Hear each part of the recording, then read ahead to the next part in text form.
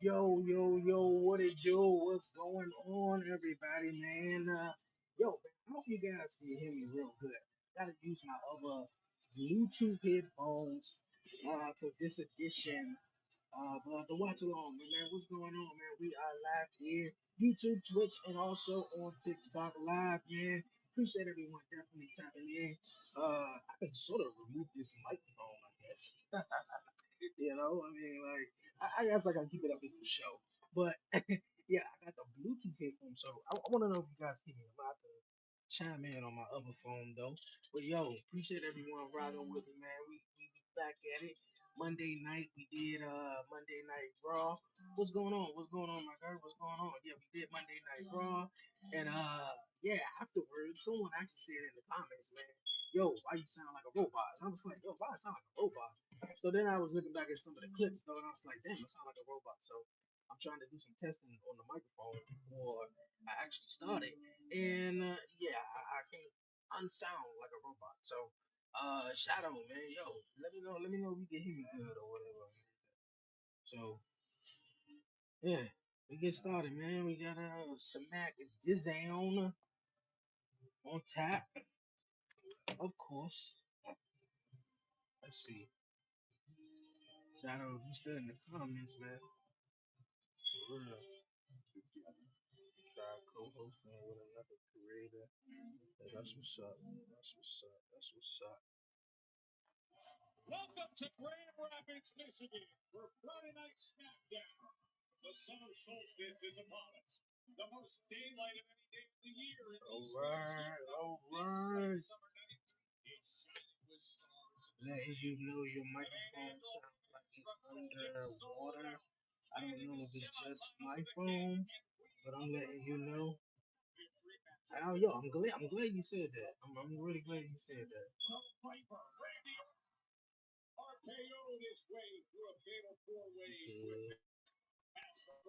Yeah, I like that. Sound. Okay, let me know. Let me know if I sound any better. Here we go. Here we go. Testing, testing, testing. All right, let me check and see how I sound. Should sound better. Testing, testing.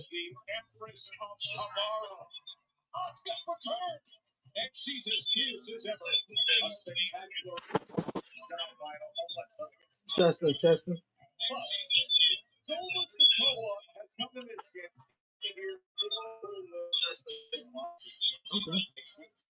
Alright. Should sound better. Okay. Cool. Appreciate that, man. Appreciate it. Our truth in the house. I got Oscar winning. Yeah, definitely got Oscar winning. I got Oscar winning against Alexa Bliss. We got Oscar versus Io Sky at SummerSlam. LA Knight, yeah. LA Knight. And then Randy Orton versus Sami Zayn. I got Randy Orton definitely winning that one. Yeah.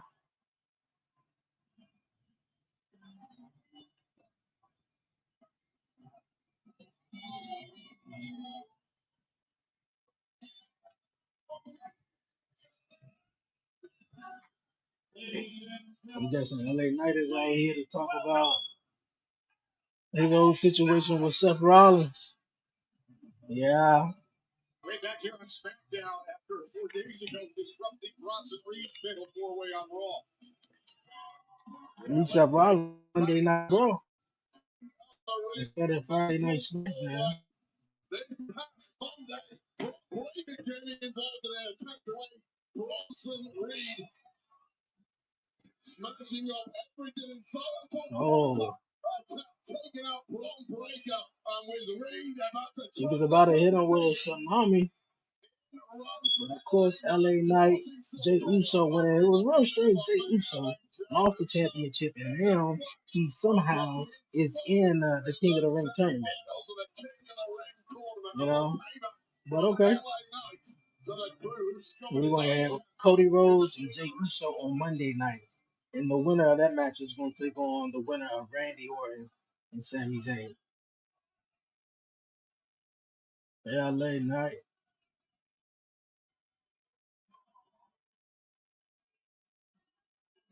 Let me talk to you.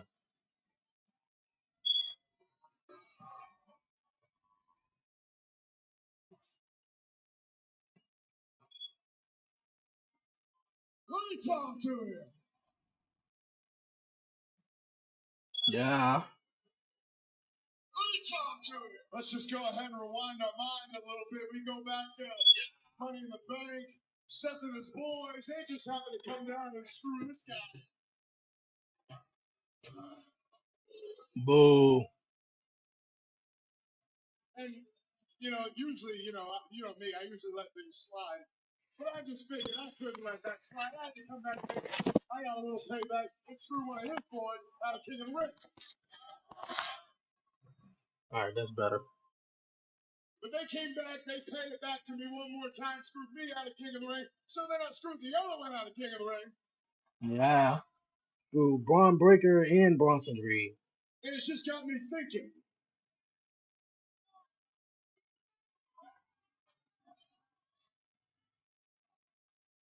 There's only one way this can go. Is he looking to take the Money in the Bank briefcase? SmackDown, round and round it goes. Where it ends, nobody knows. Except me. I know where it ends. It ends with me. It ends with Seth Rollins. What better place than here? You think it's going to end with him and Seth Rollins? Yeah. Oh, shit, Seth Rollins here tonight? Oh, yeah? I don't think he's going to come out. Is Paul Heyman coming out? I knew it. I knew it. I knew it. He may be, but I don't know. But I knew Paul Heyman was going to come out.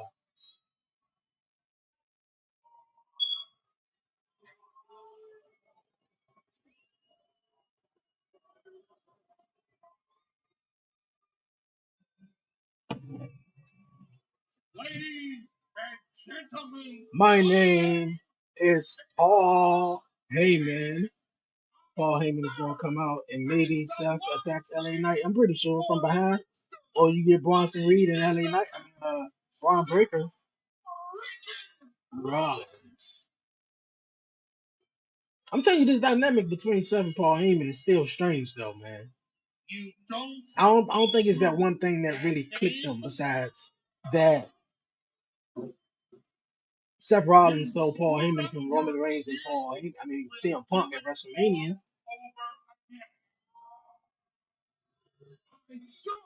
That sign said, "Bro, just oil up."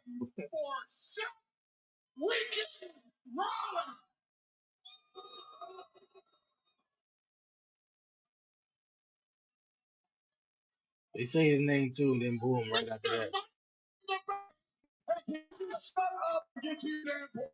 Yeah. Why are you here?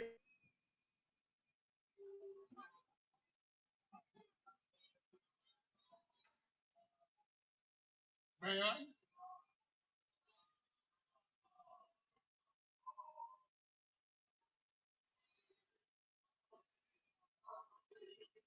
Yeah, where's Roman Reigns, man? We ain't seen Roman Reigns in forever.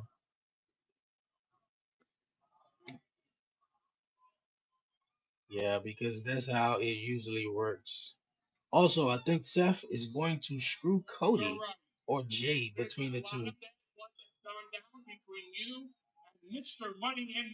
He could. He really could. Because when Seth Rollins was doing his thing, Cody Rhodes came out at the end of Monday Night Raw.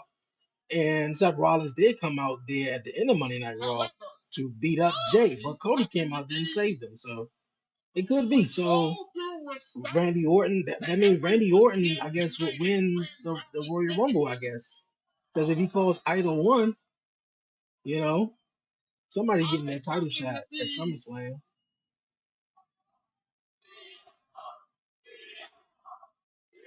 So if they screw Cody, if we don't get Cody versus John, and if Jay wins, more than likely he's going to get his rematch against Gunther.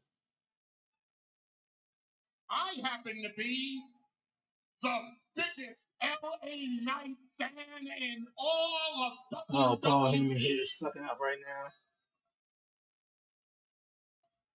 And I've been waiting a long time to say this. Yeah. now. So, because of that, Seth freaking Rollins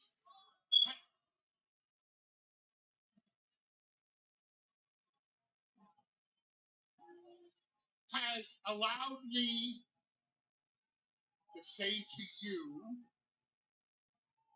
You have to say as a Paul. favor to me, it's time for you to get the hell out of Grand Rapids, Michigan. Yeah, I'm pretty sure they all are there. Seth Rollins, Because if you don't, Bronson Reed, something really bad is gonna and happen Braun to Strowman gonna you. come out. But I mean, not Braun whoever Strowman, Braun Breaker. have a nice evening.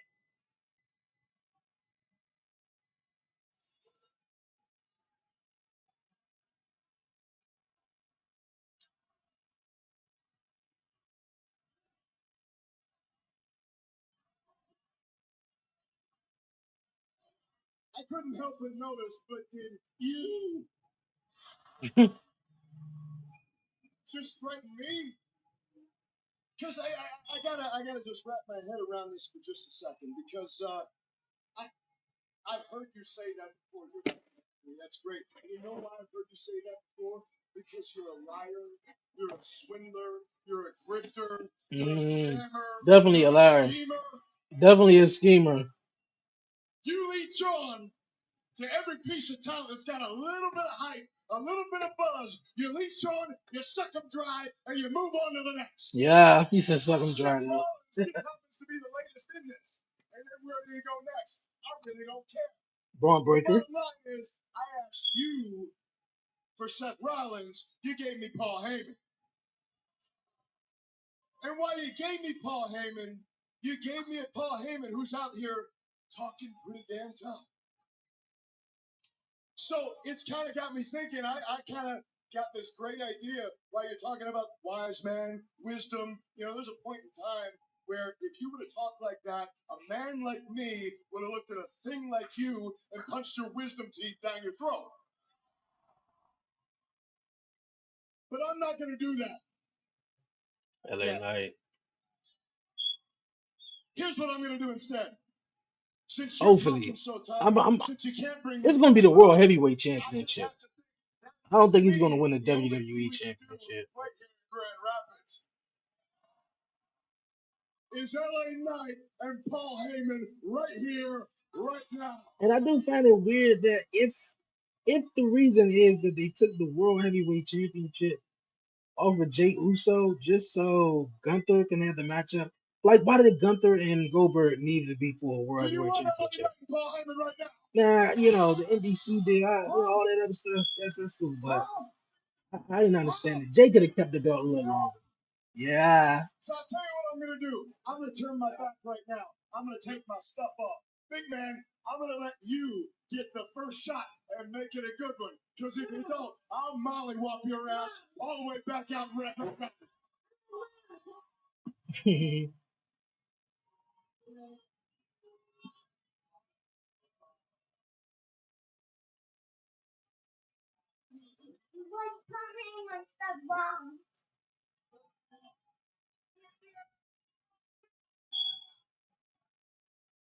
Okay, how long is gonna You go know on what though? I told you? Get the hell out of Grand Rapids or something really bad going to happen to you by the end of the night. That wasn't a prediction. That was a spoiler.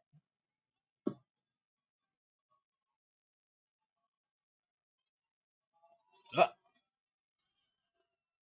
Well, it looks like Heyman's warning is Braun Breaker, materializing in the Bronson form of Reed, Braun Breaker and Bronson Reed. Yeah, and and this Seth big Rollins probably issue right with behind him. LA Knight. He's been playing with fire for weeks now, and you don't cause issues for this trio without some major consequences. Now we know what happened in the King of the Ring first round, and now it's 2-on-1. Draper, Reed, and the Megastar. That's two of the most Oh, I'm sorry, LA Knight though, but you ain't about to get through Braun Breaker and Bronson Reed though. Seth Rollins ain't even got to come out though. You ain't about to get through both of them. Megastar just ripping his shirt apart. Mm. Watch out. I ain't about to destroy the announce table already. Instantly here.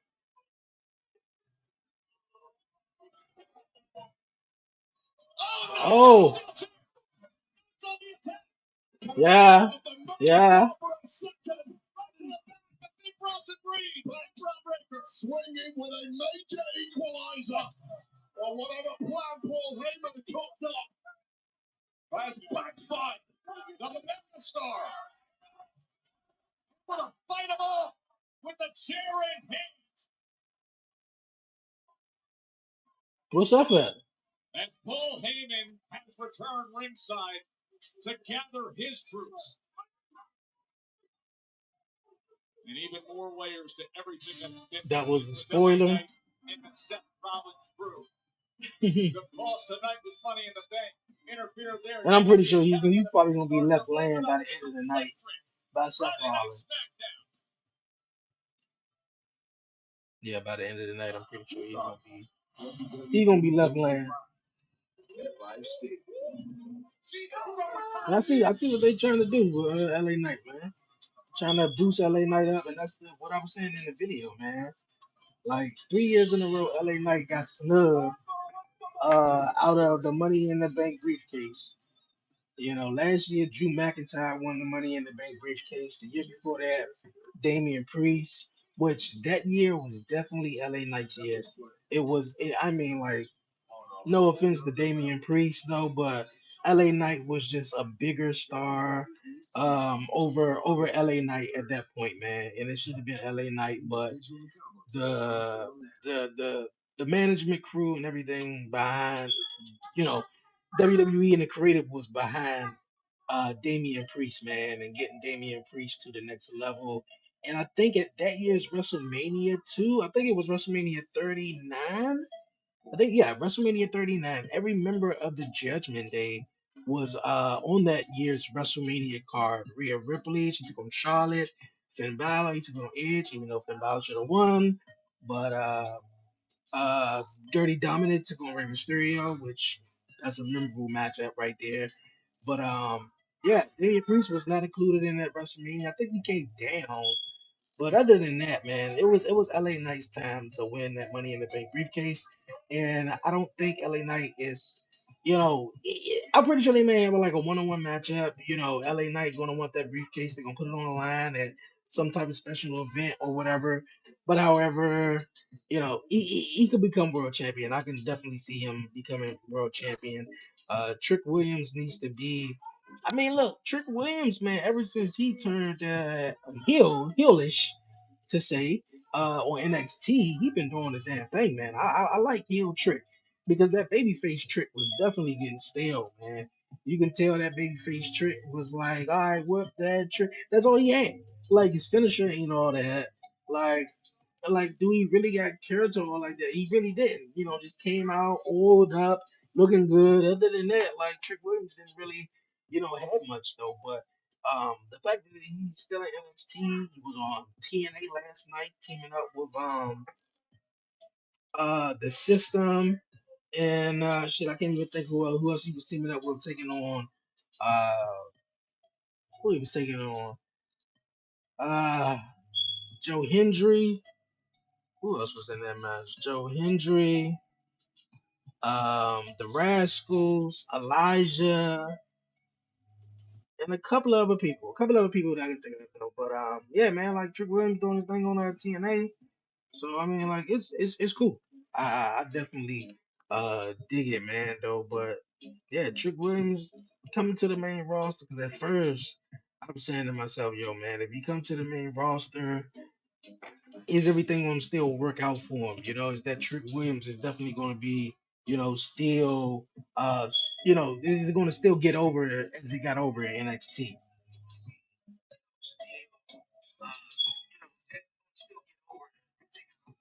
Alright. Just doing some testing, making sure the mic is set. Real. Okay, that's what I was gonna do. Yeah, Trick Williams coming up to the main roster would be dope.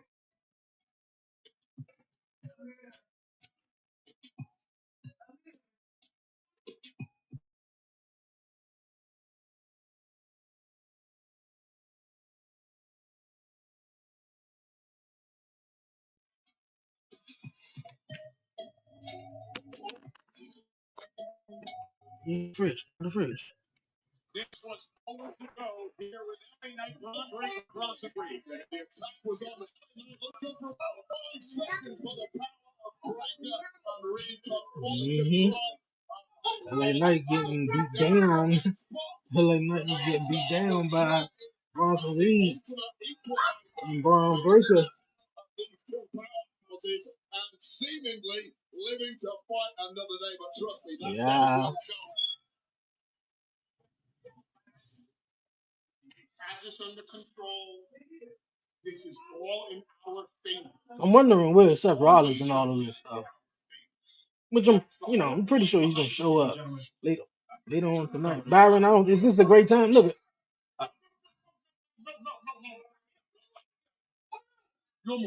My apologies again. I just wanted to let you all know that I just received word to make all this that tonight. Bronson Reed will go 1-on-1 with L.A. Knight. Bronson Reed versus LA Knight tonight. Jacob Fatu is going to lose the United States Championship all because of Solo. Definitely. It's not a virtue. It's a strategy. Definitely, I can see that happening. I can definitely see Jacob losing the title because of Solo. Okay. Getting started. First match of the night. And then I think it's a new member of this bloodline thing coming in. I can't even think of his name, but he was on main event last week. He did a dark match on main event, or a match on main event, which I'm pretty sure he's going to come in and join Solo Sikoa and JC Mateo. So yeah, Jacob Fatu, man, he don't need the belt. The belt was just something to put on him, but he don't need it. He don't need it. He is star without a belt.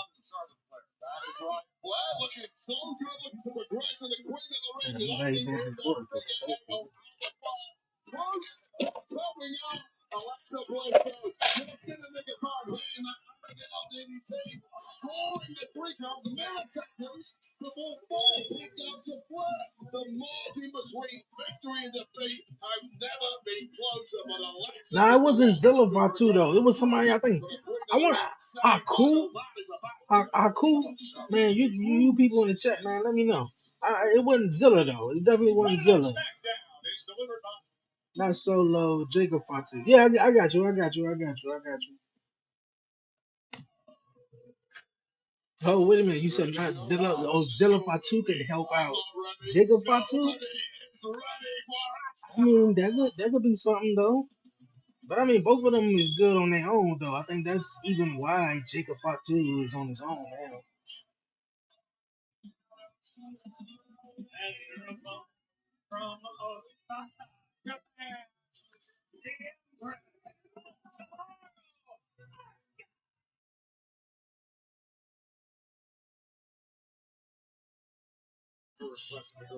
Over 400 days she was out of that serious knee required surgery. But what a way to come back. Oscar came back, picked up the victory on Monday night.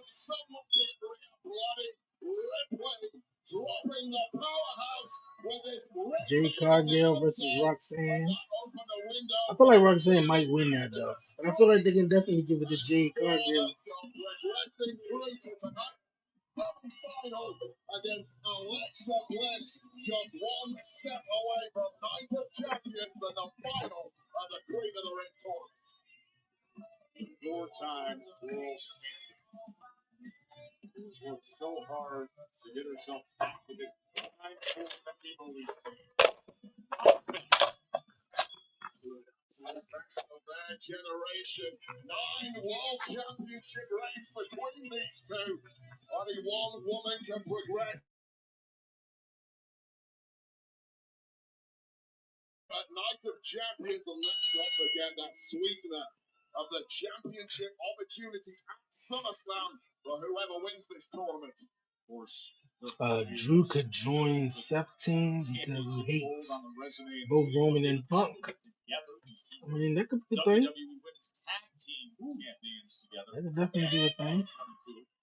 Wait, I want to get into your take on Asuka at this stage of what we've seen this point of her career. On social media this week, she posted a text message that simply stated, "I wasn't gone. I was holding the power inside. The fire never died. It's alive, and now Oh, that's a little spooky look, though. such a long way on Asuka, and you would understand if she wanted to come back and take it a little slowly, get a couple of easy matches under your belt, but no, not for Asuka. Straight in at the deep end.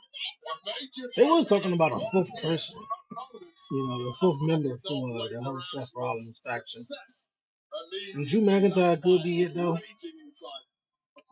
He could be. Kevin Owens could be one, though. Like, if it was everybody that was getting together because they hate Roman and Punk, definitely, like, if you talking about Roman Reigns, it could have definitely been Kevin Owens. Drew McIntyre could have been one. Because I was hearing it could have been Drew, Seth, Kevin Owens. But they wound up doing Seth, Braun Breaker. Kind of like a new, in my eyes, I look at it as like an evolution. Evolution 2.0. Not necessarily a whole 2.0, maybe a 1.5. But definitely evolution, though. Triple H is Seth. Bronson Reed is kind of like Bronson Reed is the I don't want to say Batista, but because Braun Breaker is giving me Batista vibes, but Bronson Reed, he's just a big man. Like I don't know, I can't even compare him to Randy Orton because of his size stuff. But he's just a big guy, you know. Right off the bat, it is incredibly impressive. Tells you a lot about their training regimen while they've been at it.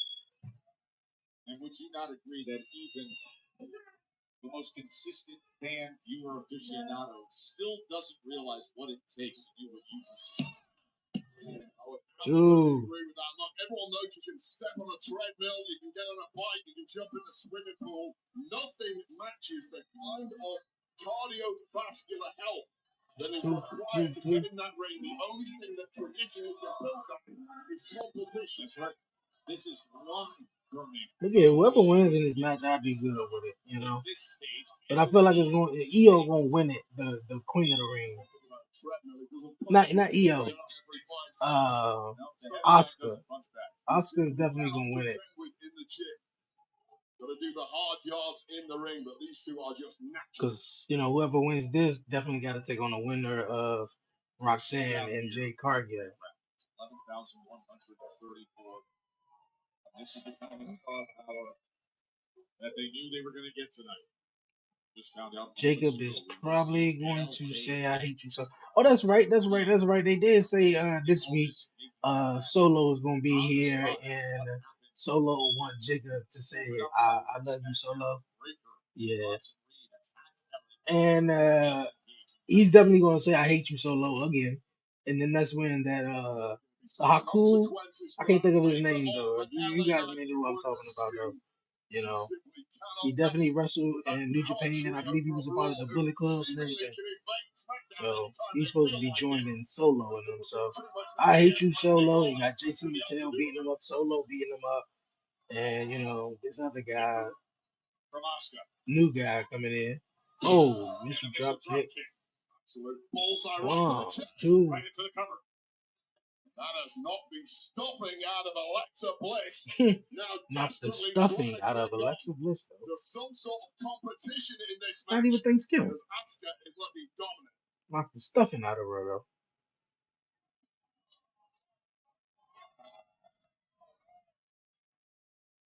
Over 13 months away from ring action for Asuka, but here she is in a span of a week, looking so impressive.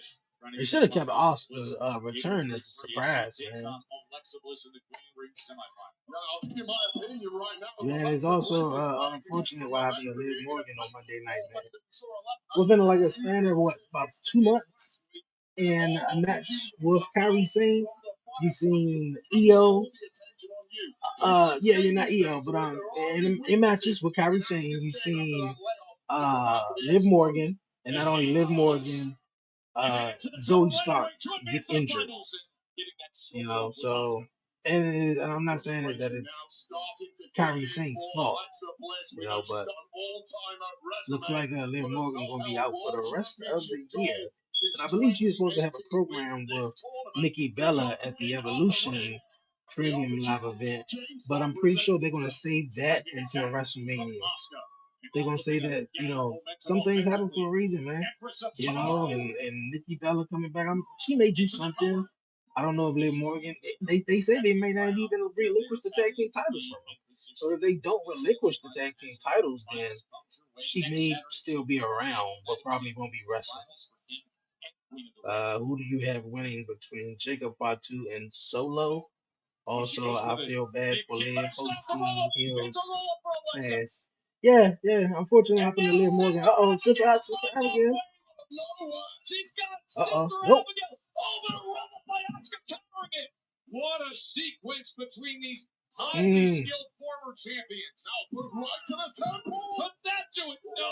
I mean, I feel like Solo will win because he's gonna have the advantage with his whole faction bloodline, whatever 2.0. Whatever. I feel like Solo will win. But of course, I want Jacob to win. But Jacob is becoming the baby face, so if you got the heels beating up the baby face, the crowd is going to get more behind the baby face each and every week, which they seem to get behind Jacob Fatu. Oh, every single week. Oh, DDT. 2. Gets up at 2 and change. Well, Asuka is now well and truly softened up after this DDT right on the top of the ground. And Alexa Bliss just a millisecond from qualifying for the final. And you hear the crowd, the sold out in Ando Arena. It is awesome. It's exactly what you expect to be delivered with Bliss. She's going for Twisted Bliss. Is she going to get it? Oh, it don't look like she's going for Twisted Bliss. Or is she? Second and she was thinking Twisted Bliss, and then all of a sudden, I guess she was too far away, or what? I think she thought Asuka might have been playing possum. That's gonna cause her the matchup right there. That's definitely gonna cause her the match. That right arm, fully extended in the middle of the ring, and now a transition. Keep your eyes peeled here. She's looking for the submission here to advance herself. Oh, that's it right there. That's it. Hold on, wait a minute. 1, 2. Sheer torture on the lens of Alexa Bliss, and there's no let up now from Asuka. Oh. There is indeed. Man's neck breaker connected. Can the neck breaker put it away? No, right shoulder gets up. It's a nice match. Nice match to kick off SmackDown, man. When she was on the top rope, elected to drop down instead of going for that Twisted Bliss. Nice match to kick off SmackDown. It's 11,134. And what a match they're getting in this Queen of the Ring semifinal. A banger right off the bat. A banger to kick off the show. Asuka was going for the Empress Impact, but instead she hit that right hand from Bliss. Got her hung up in the corner. Oh. Completely unprotected was Asuka. We might be getting take 2 here, Joe. Moments ago, she didn't go for it. Oh, she went for Twisted Bliss. Oh, got the knees up, though. Knees up. Oh. That's it. 1, 2, 3. She did it. That's what's up.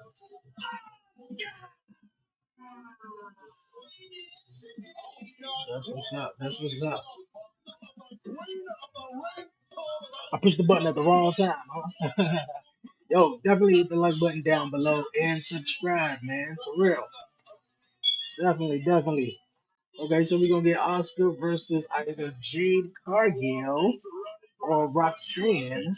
I feel like the matchup between Oscar and Roxanne would be nice.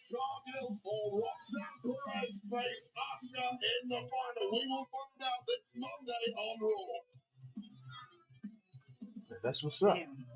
Oscar just came back and she already making statements. It's like she never left. I Hmm. think it's time we make It's like she never left. Actually, And that's coming from a person that ain't even wrestling every week. Last year was crazy because people on TikTok were saying Daniel Bryan winning the AEW World Championship was better than his WrestleMania win. I don't know about all that.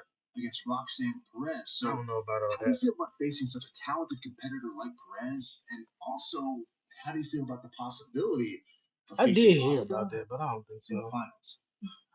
Rox, she has potential. Him winning the AEW championship was nice, but him winning it at WrestleMania 30 was nice too. This is a throne room, and I was built for royalty. Now, Oscar, that's a storm in the horizon. But newsflash, I'm the storm. This entire tournament, it wasn't built for the future. It was built for a woman that can walk through the fire, shatter glass ceilings, and fix her crown on the way to the top. This Queen of the Ring, I'm not walking in just to win. I'm walking in to reign. Women's semifinals, the men's semifinals later on tonight on SmackDown. The King of the Ring semifinal number one takes place as the Viper Randy Orton goes head to head with Sami Muscle Lethal Striker, the mysterious, fiercely determined. Yeah, I mean, him winning the title at what was it? All in, all out? Yeah, all in, all in. I believe it was last year he beat Swerve Strickland, which was crazy, right? Like, why the hell he beat Swerve Strickland? Yeah, it didn't make sense. It didn't make sense at all, him beating Swerve Strickland. Swerve should have kept the belt for a little while. You got Abyss in the game, Shaquille O'Neal, Tyrese Halliburton, and who the Great Khali. And I can't think of the other guy name. He played for the New York Knicks.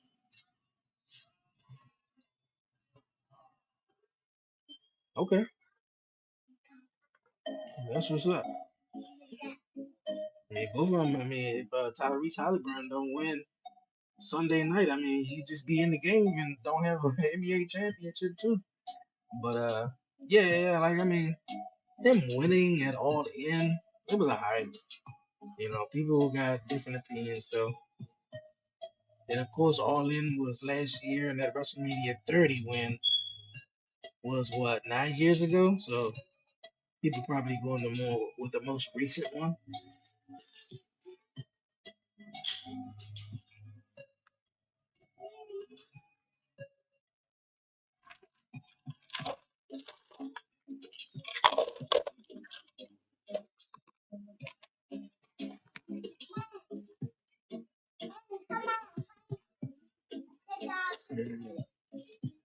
Mm.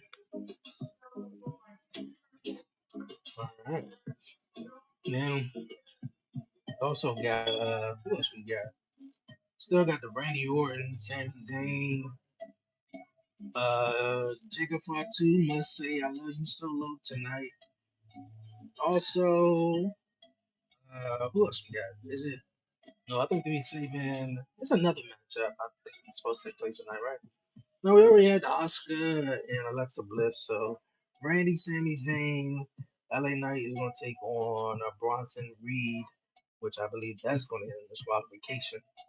Oh, our truth. Yes, yes, yes, yes, yes. Thank you. Forgot about that one. Our truth. Harlem says, yo, don't disrespect Big Bronson Reed. A big body Bronson. uh, yo, appreciate the comment, Harlem. Nah, definitely ain't disrespecting Big Bronson, Big Body Bronson. Nah, that's my man, dog. definitely. So, nah, but I think it's gonna end in a disqualification though because Seth Rollins and everybody else is going to interfere. So that's that's definitely how that one gonna go. You know, let's. No, yeah, I don't see LA Knight beating up Bronson Reed though, not at all. Though. I got Truth winning against John Cena. By disqualification. By disqualification. I mean, it could happen clean. You know, I mean, it could be off a distraction where CM Punk comes out. CM Punk comes out, his music hits and everything like that, and throws John Cena off, and R-Truth wins. Yeah, you know, so it could be R-Truth. You know, R-Truth could win, but I think that one's gonna go in disqualification though. I don't definitely see that one going straight up.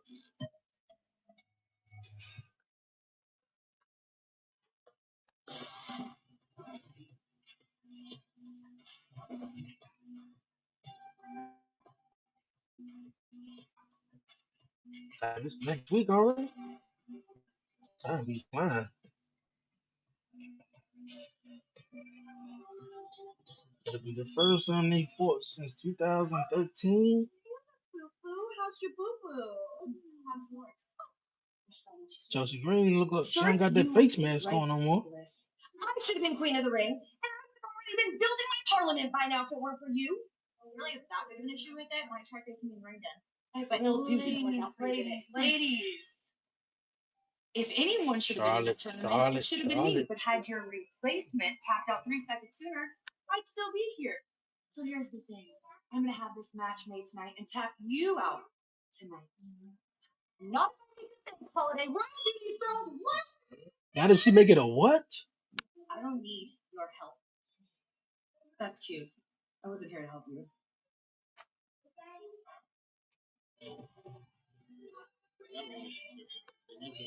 Okay. Where's our tag team partner at? What's going on here? Oh boy, this man about to get black masked by Aleister Black. That's not right. What's up? Huh? Oh, what's up? Need to get back? What's up? Huh?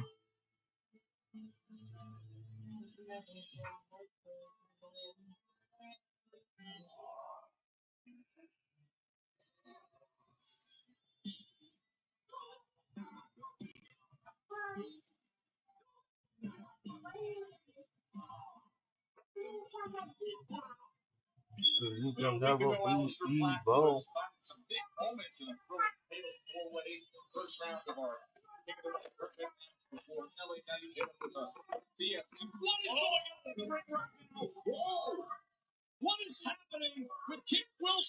That's our truth. Our truth. Why you attacking Is he about to beat up Aleister Black too? Put him in the STF. Nah, this Ron Killings. This not our truth. This Ron Killings. Ron Killings came here not to play. Get John Cena out here now. I'm driving on my terms. Cena, get out here. Okay. All right. And they gonna put him back in the STF though. So what Aleister Black would do though? I mean, he's just standing there. I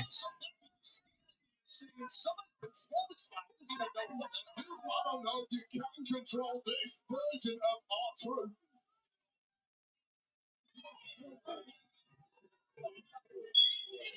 Come on, Jamie. Come on. Yeah, don't do Jamie like that, man. I feel like he about to hurt Jamie. Business, it turns out when it's time to fight one.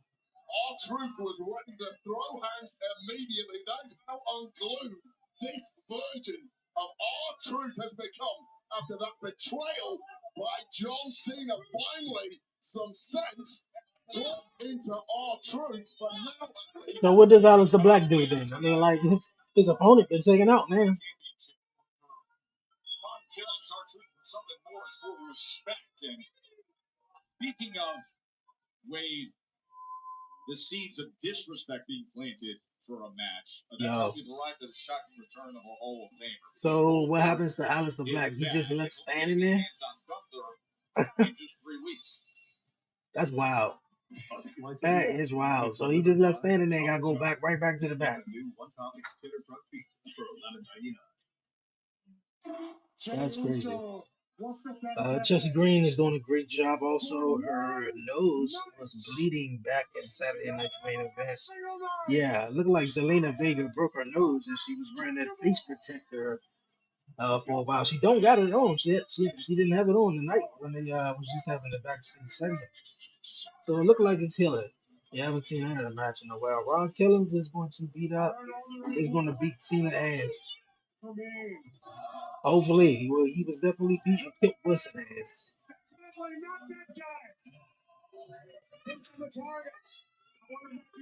Easy for you. I am right here.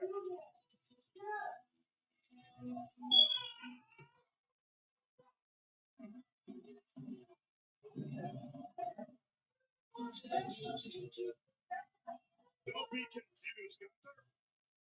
Tonight, I'm here to celebrate you winning the World Heavyweight Championship. Yeah, man. He shouldn't have. I'm all for Gunther winning the title back. Yeah, I'm all for him winning the title back. But I didn't think he needed the title back. I want to say at this moment. It was this moment right here. But I thought it was another moment though he had with Bret Hart too. That Bill is a better fighter than he's a professional wrestler. I'm gonna make sure that in Atlanta, Georgia. That's what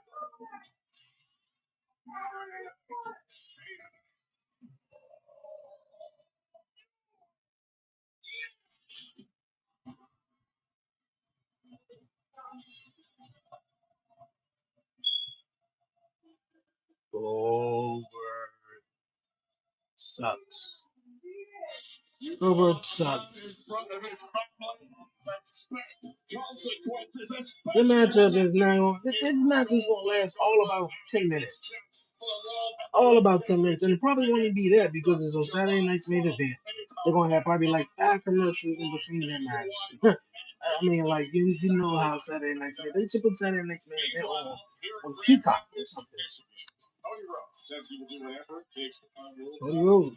Last week he was victorious, but now that means facing Strange Day Crusoe. The American Nightmare will address his in-the-ring semifinal matchup next.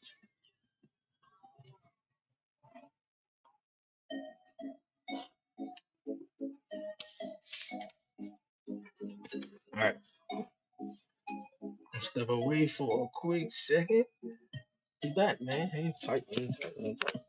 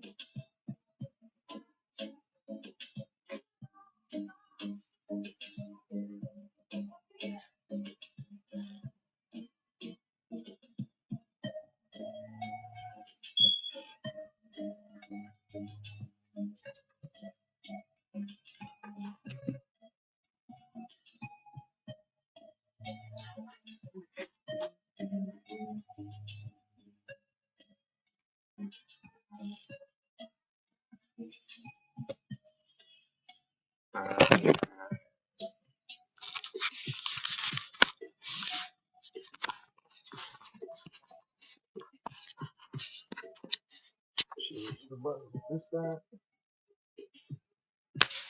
Take it off.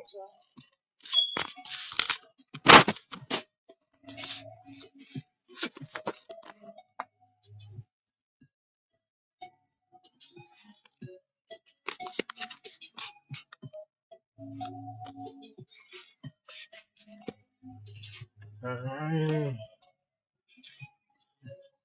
Back with it. I wonder. I would love to see LA Knight versus John Cena in a mic promo.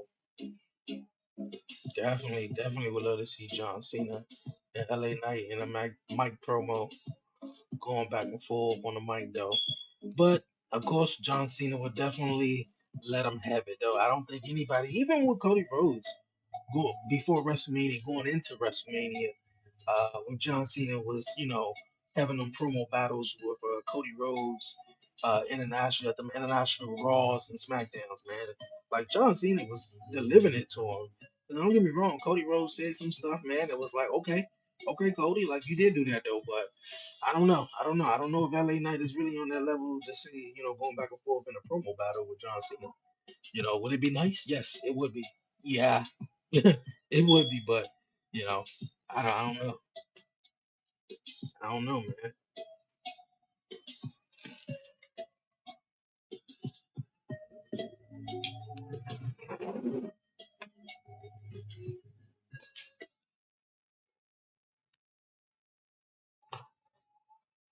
It is incredible to see what Fanatics Fest has turned into. This was the scene in New York today, Wade. Everybody, all the celebs from sports and entertainment and music, they were doing their Gilly the WWE Kid. entrances. I don't know. Biggest sports stars on planet Earth are Russell Wilson, Sierra. live their dreams doing their big entrances just Yeah, I seen the White Howard there was one trying to moment do that a stole spinner the Rooney. show. Here is Tom Brady ripping the Eli Manning jersey, so Eli comes down for the attack. Waiting. Brady's available and wants to do it for real. I'm sure we can find him a spot on the show. Tomorrow at 3 p.m., fans at Fanatics Fest can see the SummerSlam kickoff with our favorite superstars, including John Cena and CM Punk and others will be live. Get ready for the biggest event of the summer at MetLife Stadium and streaming on all WWE socials. Dan, Sunday at 1:30, the biggest fight in boxing, the undisputed super middleweight championship of the world, as Terrence Bud Crawford. This fight right here they must be sponsoring this fight or something. Is it going to be in Riyadh, Saudi Arabia or something? Because they advertising this fight heavily. Yeah, yes it is. Because it's at 1:30. Well, I want John Cena. I want John Cena right now. I'm driving, Jamie. No, you're driving. You don't see that now. Well, when I see John Cena, I'm going to kill him tonight. Oh, truth. Why are you getting involved in my matches? Nothing personal. It had nothing to do with you.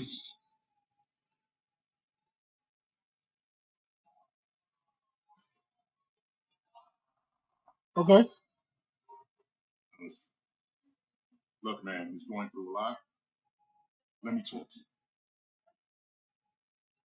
Of course. Back? Yo, there's no need for any of that. I get that you're frustrated. I really do. But you just can't go around beating people for no reason, man. Why not? I used to do that. And you were the guy that would stand right there and make me smile. You make the world smile. Oh, because he ain't making nobody smile All no that more? anger, that negativity. Is something wrong with that? On your match tonight. Focus that on John Cena. Go out there and handle your business with Cena tonight, and then me and you will go downtown and celebrate. How does that sound? Sounds good, DP. All right. What do you think?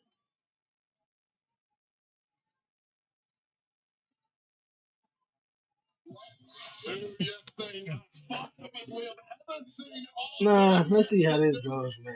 Like, I don't know if it's gonna go. That's going to be great. And so is this our big surprise. I feel like it's definitely gonna be disqualification. But I'm liking this new R Truth, man. He got this like personality disorder now. You know, he went from R Truth to now Ron Killings, cut off his hair and everything. Chelsea Green taking on Charlotte Flair. With Charlotte Flair later on tonight, right here on SmackDown.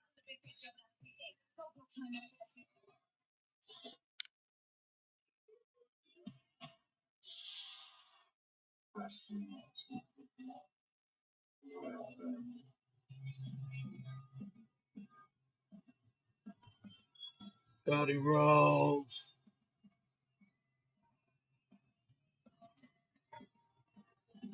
Man,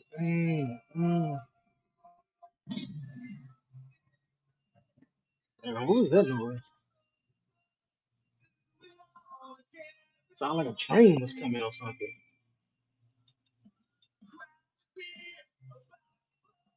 Wait for me to start the show. Whoa, whoa.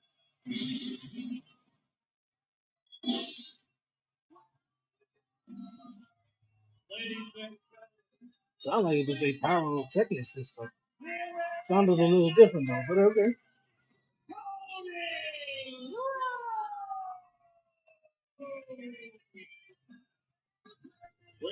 I built my kingdom. You're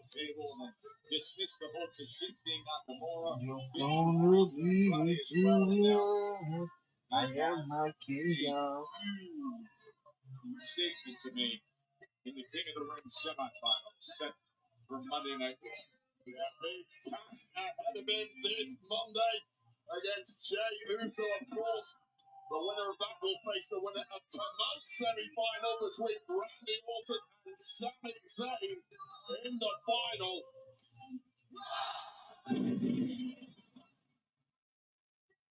Cody is a man of initiation, desperate to win the crown and earn himself another crack at the gold taken from him at WrestleMania by John Cena. Look at this scene. You wonder why they call him the quarterback of the base QB. I built my kingdom. Giving him this kind of a reception as he dreams of your mind. You're gonna be with you. I am my kingdom.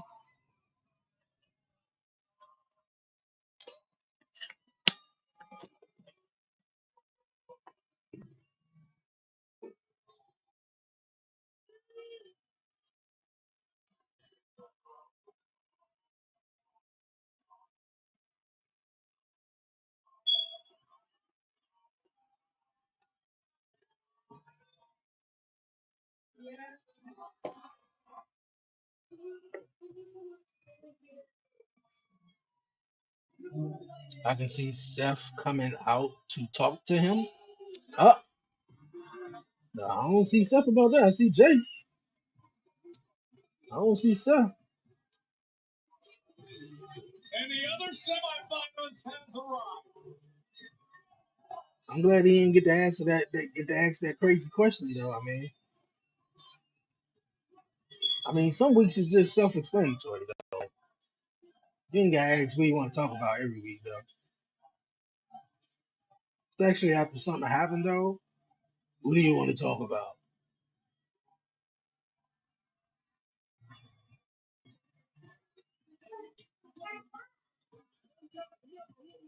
Packed out arena, the packed out arena, anywhere around the world, there really is no sight quite like Nah, this. Seth is going to definitely interfere in the LA Night match. Never get enough. James.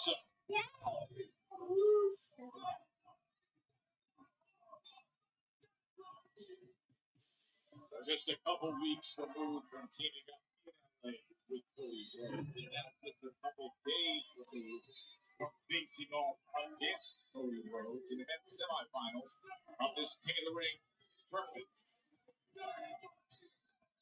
So much respect between these two. Of course, I have to go out the window. Down tonight, it's Monday. On Raw, the stakes are quite simply too high. Definitely top. It's cool right now. The Uso.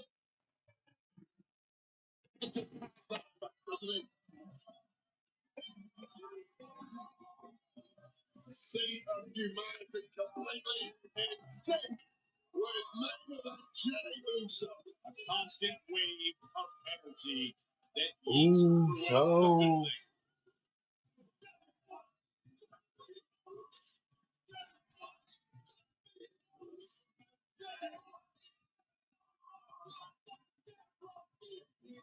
from high atop to down ringside. Sold out in Grand Rapids.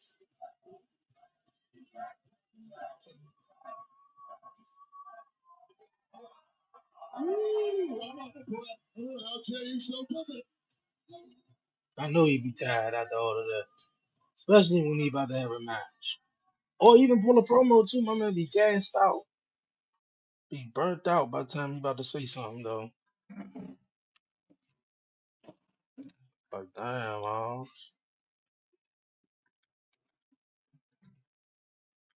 Knock them all up, knock them down like this.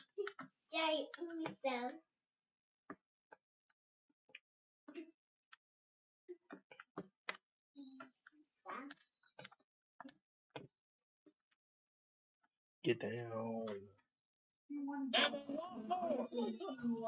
No, because you keep getting down. Hold on, I'm telling you, no, because you keep getting up and taking a take.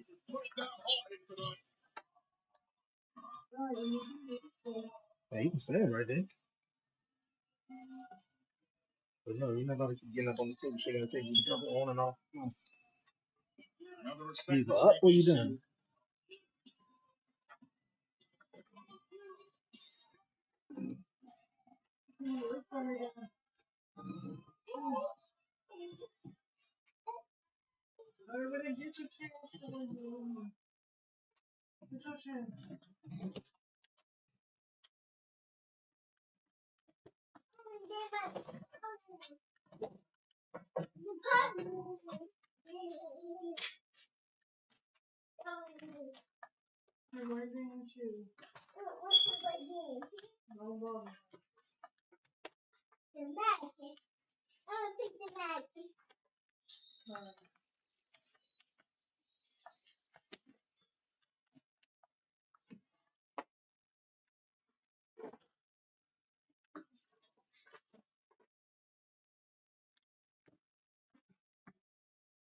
Juice me, oosh.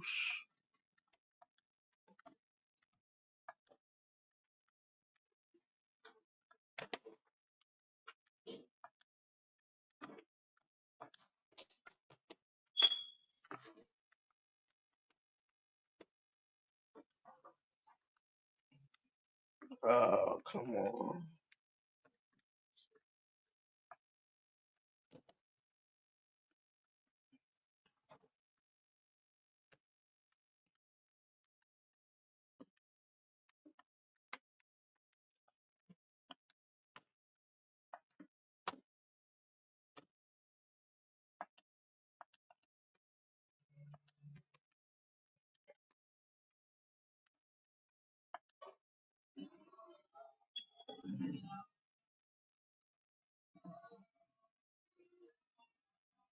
There's only room for one of us, is you against me against you. Look at me, Us. I know you're gonna bring it. I know you're gonna bring it. And I gotta get mine, Us. I gotta get mine, Cody. Just like you gotta get yours. All right. That We being only said, had yours. You had the World Heavyweight Championship. it's strictly business. But with that being said, too, Us, on Monday night, after me and you go to war, please believe there's gonna be 4 letters, 1 word.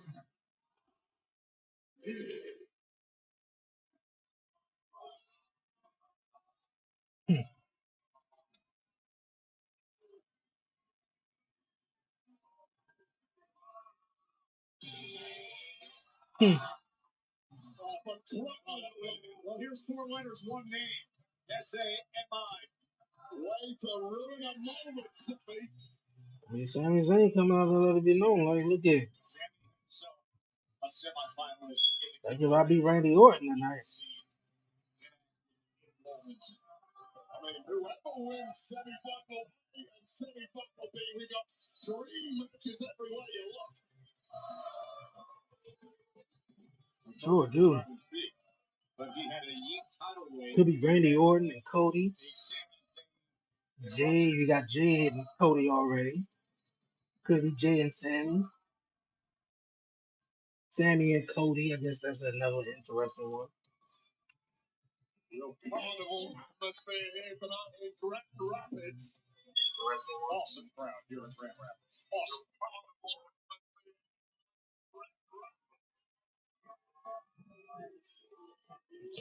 I mean, this is nice, isn't it?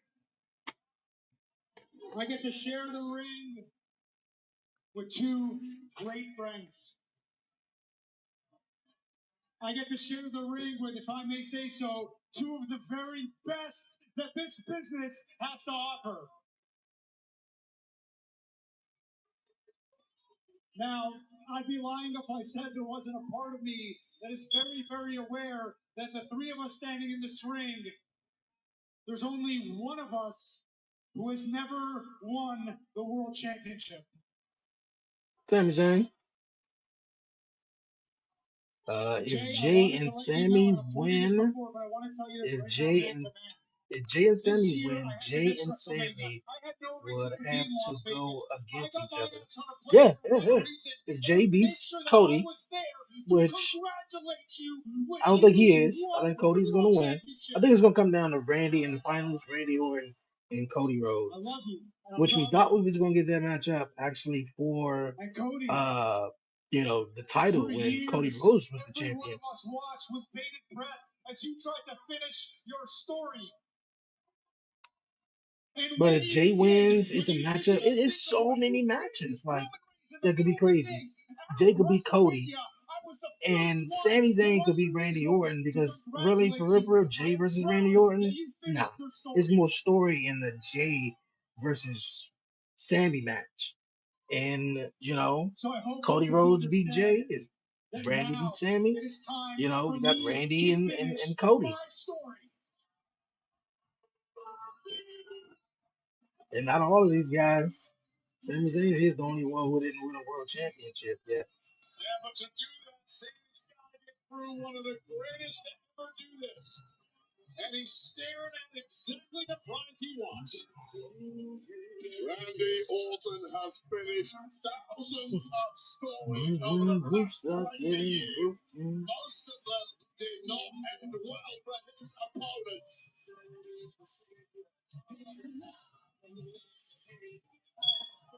Sammy and Randy meeting up in the ring semifinals right here tonight on SmackDown. One of these 4 men will be king of the ring. Will get a championship opportunity at SummerSlam in early August at MetLife Stadium in Metro New York.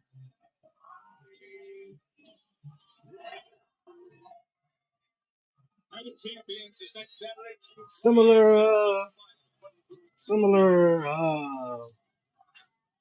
Similar segment last week, but just replace Sammy and Jay with LA Knight and John Cena.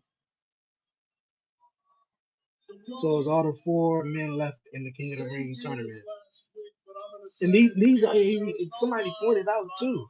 These 2 guys, it wasn't like this past year, but the year before last. I think it was the year. No, it wasn't the year that. I don't believe it was the year. Was it last year? I don't think it was last year though. But these 4 guys was the men's Survivor Series War Games team. Our families go way, way, way back. Nothing but love, dude. But if you're standing across the ring from me at SummerSlam, it's not going to be 4 letters, 1 word. It's going to be 3 letters and 1 move. Now I think not only can I He said speak for SummerSlam. I'm myself, pretty sure he but I meant can Night of also speak Champions, though. for you, and each and every one of you beautiful people in this arena. When I say, and I mean this from the bottom of my heart, Sammy, one day soon, Sami Zayn will be world champion.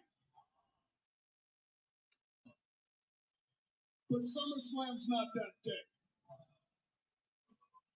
Because tonight, you're going to be on the receiving end of the three most dangerous letters in sports entertainment. R-K. Stop, man. Take your shoes off. You mess up my stream. Take them off.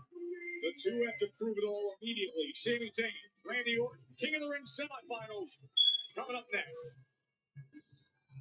You can keep the other one on. These dishes just aren't getting out. Problem is with the machine. It's like Yeah, you can keep the other one on. Just take that one on before you mess it up. these new pods dissolve completely and have dog. Break it down after 400% of toast on foods. Cascade Platinum Plus. I graduated from Southern New Hampshire University. I always said I would go back to school when I had time. I went on our website, I spoke to an admission Got your counselor. rules and your religion, born aside, keep you safe. But when rules start getting broken, you start questioning your faith. The resources at SNHU are incredible. Alright, we got Randy Orton, Sami Zayn Booking.com has all kinds of stays. coming up. Beach house is right for some, but off-brand for others. Find exactly what you're looking for. Booking.com.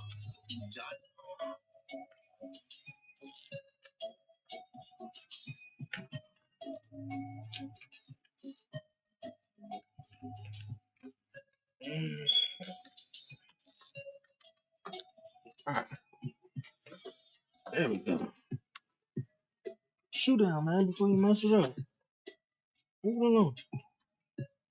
You live it up. Tay, cookies.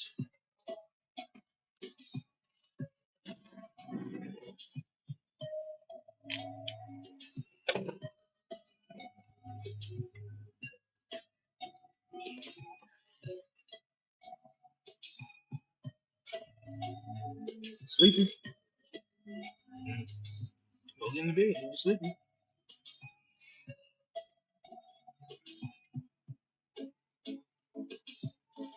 Man, and also been reports, man. Hopefully it's true. The news been going around saying that SmackDown is supposed to be moving back to 2 hours, man. I'm hearing two dates, somewhere in August, and I'm hearing July 4th. Now maybe the July 4th edition may be 2 hours. However, they may be going back to 2 hours in officially in August, and I'm hearing USA got a new show for the third hour to replace SmackDown from 10 to 11.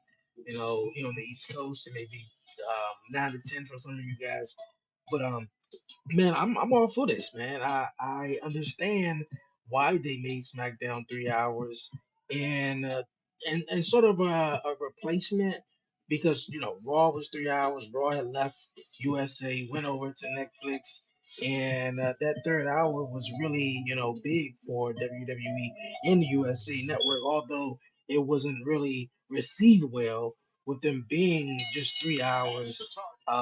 You know, every Monday or whatever. But don't go back to 2 hours of fun, man. Just I feel like long as they can utilize the show and everyone well and without so much filler matches and just keep the main storylines and stuff that makes sense, man. Just on the show. I never understood why, they got 3 hours. Why we never had why we never seen a 1 hour Iron Man match. Now, I understand that's for the pay-per-views or whatever, but come on, man, like that 1 hour Iron Man match. And I'm not saying you could do that every single week or whatever. But I mean, you can utilize that 1 hour, well. They normally start with an opening promo. Right after that, they go into a matchup that lasts about 20 minutes or so. You know.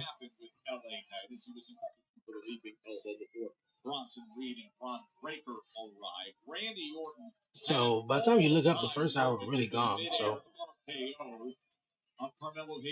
we in the second hour right now of SmackDown. Randy Orton taking chops. He's had enough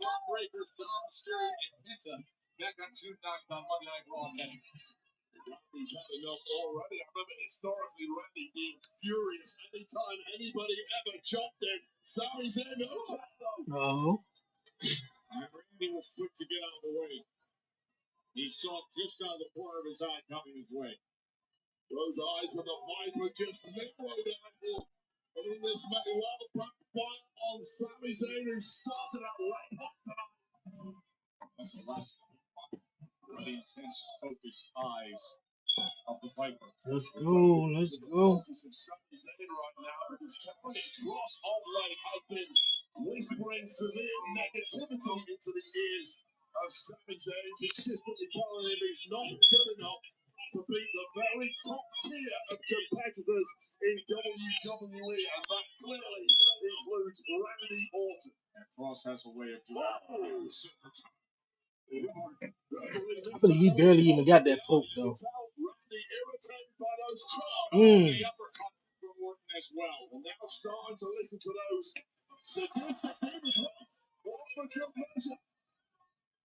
returning the favor is Sami Zayn, who is not holding back at all here in his quest to progress in the King of the Ring title. Oh, he gets rid of his leg and slams him down right to the apron. Randy Orton's signature slam on the announce table. The back of Sami Zayn, you can hear the thud. You can see the spine of Zayn connecting right on the front of that monitor. He's barely moved since. Shaking those hands, trying to get a little feeling back in him. You can see him arching up after that impact on our reinforced announce fest. And Orton's going. One more time. He's Sami Zayn, you need to roll away from that table now.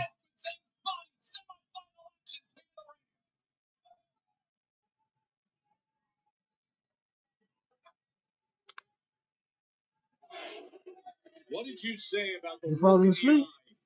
You sleepy? I'll tell you right now. You want to go get in the bed? The best of times it really beats anybody, but it is just high and irritating the butler. He was going for that. And Sami Zayn said, nah, you ain't about to do a third one. I feel like he's going to do a third one eventually.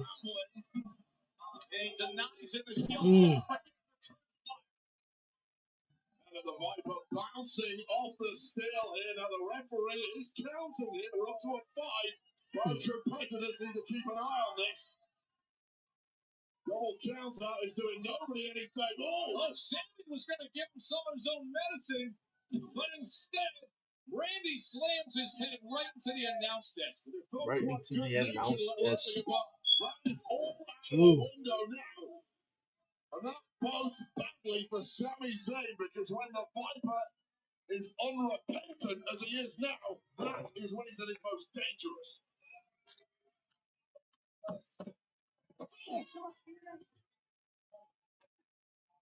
Intense action out onto the floor now carries over back to the semifinal game.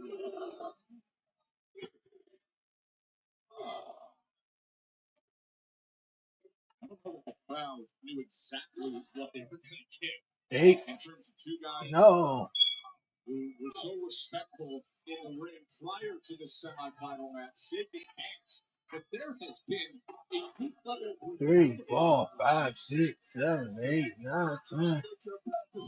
These two are combined with the kind of stakes at the very top of the card in WWE. You shake hands, you wish each other, there's a choice again, the best, but you realize it is dog eat dog. Nobody does you favors when it comes to that. Events here on SmackDown and Raw.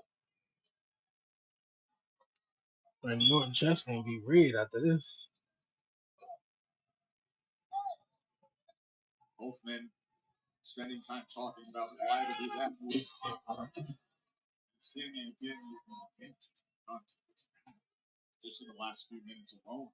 Learn from the best. That's a Triple H move right there. Get a hot start on Orton. The issue being That's a Orton Triple H is jump. right through all of it and does what he does best, taking control, and now perhaps looking to apply Randy Orton about to go for the punishment stomp. in the form of that carving stomp.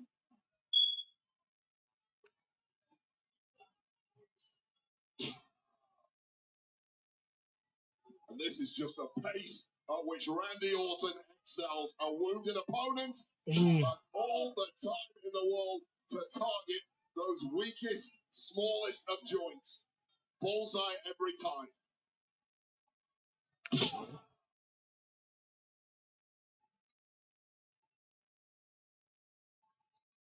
Randy Orton is having it his way right now against Sami Zayn in this King of the Ring tournament semifinal.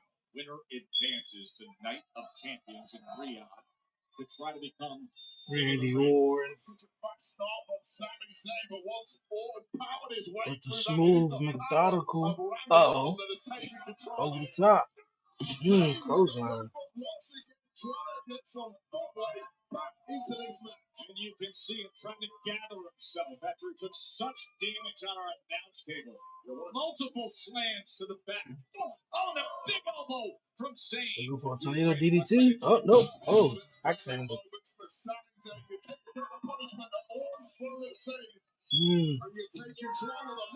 Oh, he's going for a blue thunder bomb. Driving down the elbows to the back of his neck. And delivering the big clothesline. Scoop slam. Going for the scoop power slam. The biggest he's ever been. And Sami Zayn felt every ounce of that flame. I don't know if Sammy realizes the positioning. DDT. The Viper is feeling it. A little emphasis. He said knocked out. More so than usual. Randy Orton sees his place in the final. He came to worries of everybody, to Cody, to Jay, and spelled it out for Sammy. You better roll out the ring. Just enough to You better roll out the ring. It's the right way, so he scrambled up there in a hurry. Fortunately for him, he does not appear to have his wits about him, and why would he after the beating he's already taken? Yeah, why would he? And again, our reinforced announcement. Oh. Sami Zayn about to go for the move on his own.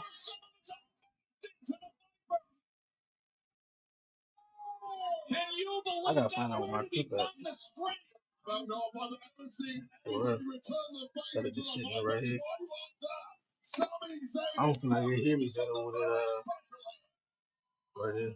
These guys are extending themselves with so much on the line. Semifinal. That left shoulder runs flush into the post. Uh-oh.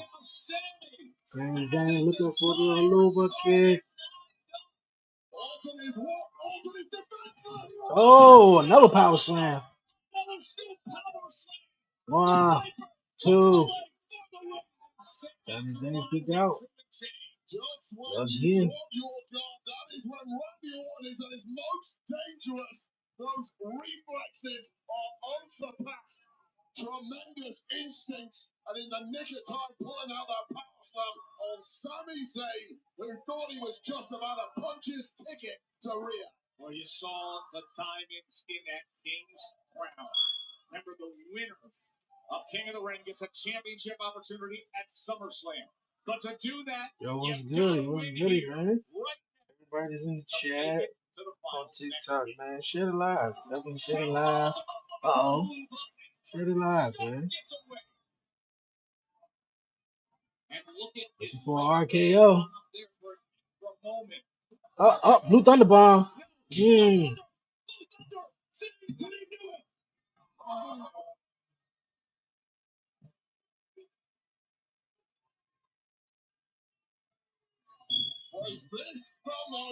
That was real close, though.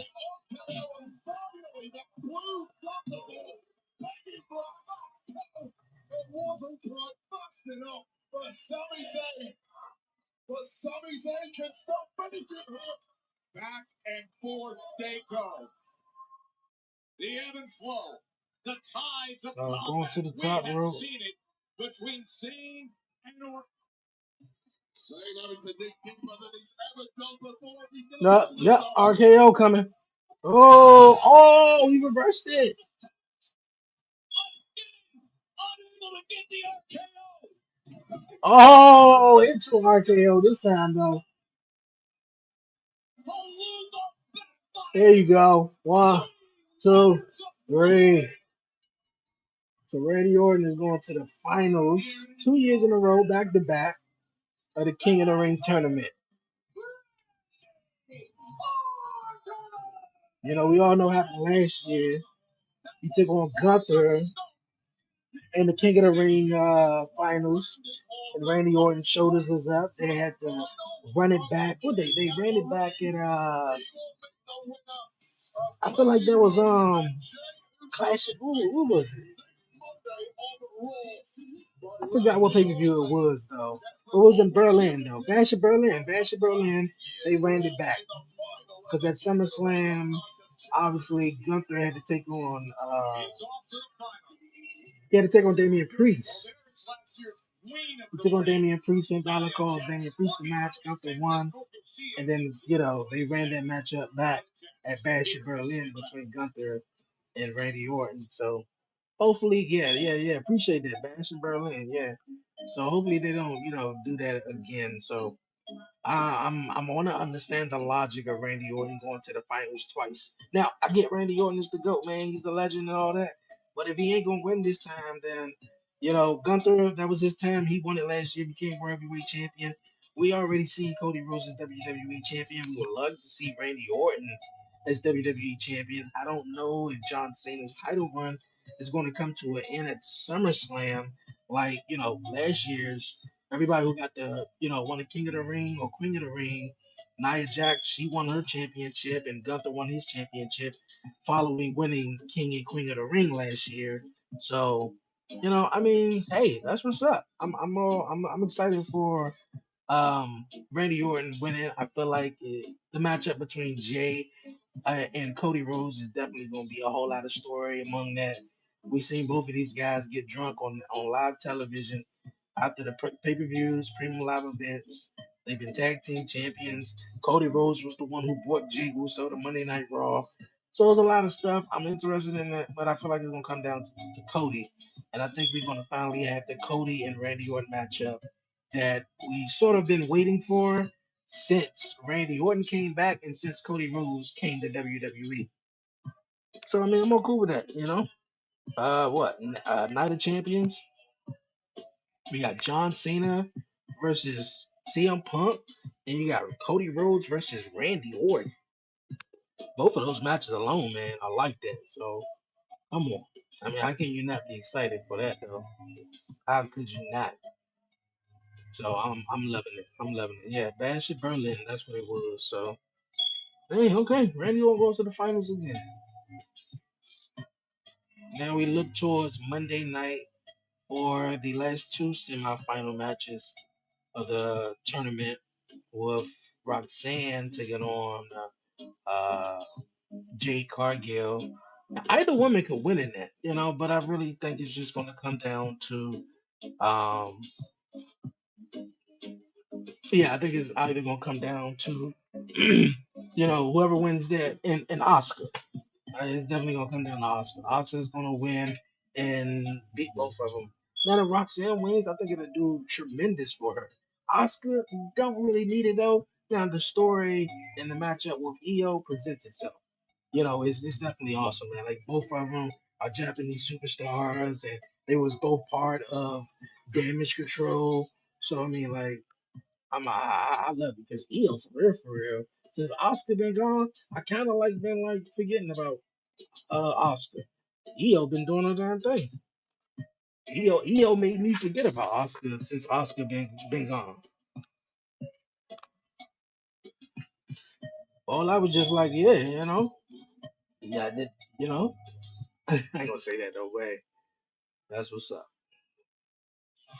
What an incredible weekend in July it's going to be in Atlanta. Remember, we told you Gunther versus Goldberg for the World Heavyweight Championship, and you can experience that non-stop excitement in Atlanta for both Saturday night's main event to see that championship match and Evolution, the all-women's PLE, with on location, the official fan hospitality partner of WWE. Find your package at on location, EXP.com/WWE Evolution All Women's PLE, as well as Saturday night's main event. When y'all gonna bring the premium live event to DC? Like last one they had in DC was and I'm not even gonna count NXT Vengeance Day in back in February. That was NXT Vengeance Day. I'm not even gonna count that now. Like actual premium live event. When was the last time that y'all had one in DC? And the last one that I can remember was Battleground. I believe that was in 2016, when you least expect it. That was too funny when the crowd was like, "What?" She said, "Bitch, you heard me." Especially when arch nemesis Nia Jax is on the ground, the irresistible force squashing Tiffany time and Like, to be honest with you though, I do agree with certain people. Like, it was what, at the beginning of the year when Tiffany Stratton cashed in. We halfway through the year and Nia Jax still messing with Tiffany Stratton. I mean, she is women's champion. She want to be women's champion. I get that though, but like Nia could be in a different story, like with someone else, be dominant. I don't understand why they didn't put her in the bloodline. Tiffany Stratton approached me to be under my wing because she knew exactly what I could do for her. And look, she's thriving. I mean, from the sound of it though, a year ago, it was so that you wanted her under your wing. She has my title.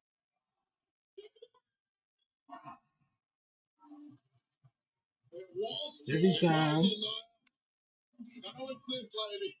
Because It's last year she every was Miss Money in the time. Bank, and this year she's the top improving WWE Women's Champion. Nia, you're like that toxic ex I just can't get away from. Who, Lubin Kaiser? Get over it.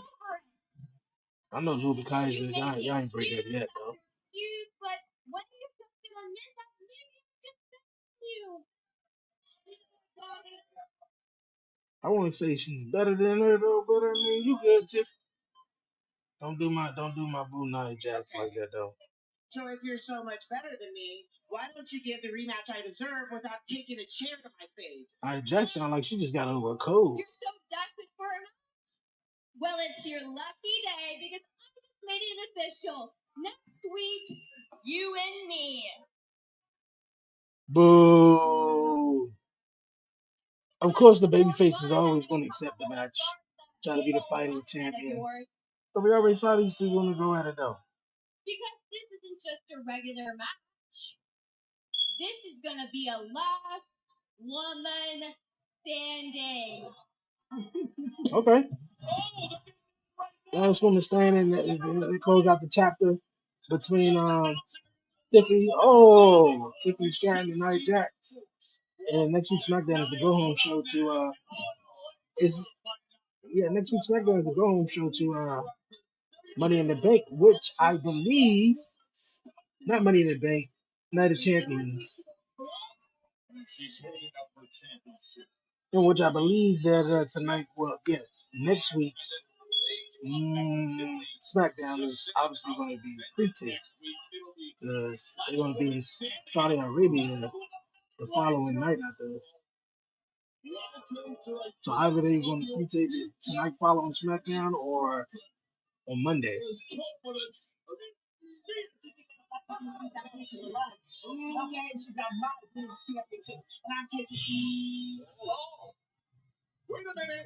Naomi, she trying to come down and cash in again.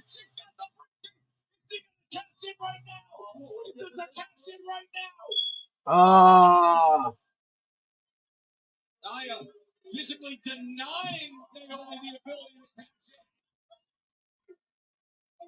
Look at this. She's got the briefcase. She has the official, and Naya's denying her.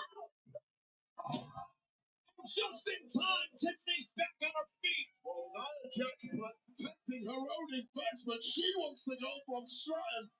I mean, what does it matter though? Long as you get your shot though, right? If you were the number one contender, regardless of Naomi had the briefcase and cashed in, you'll still get your shot. So why try to stop her from cashing in? Then you believe everything going on in this division. I mean, in this rivalry between Now I get it. You don't want, you know, Tiffany you don't want someone to win the championship off the expense of you. But hey, that's pretty much what the Money in the Bank contract really is, though.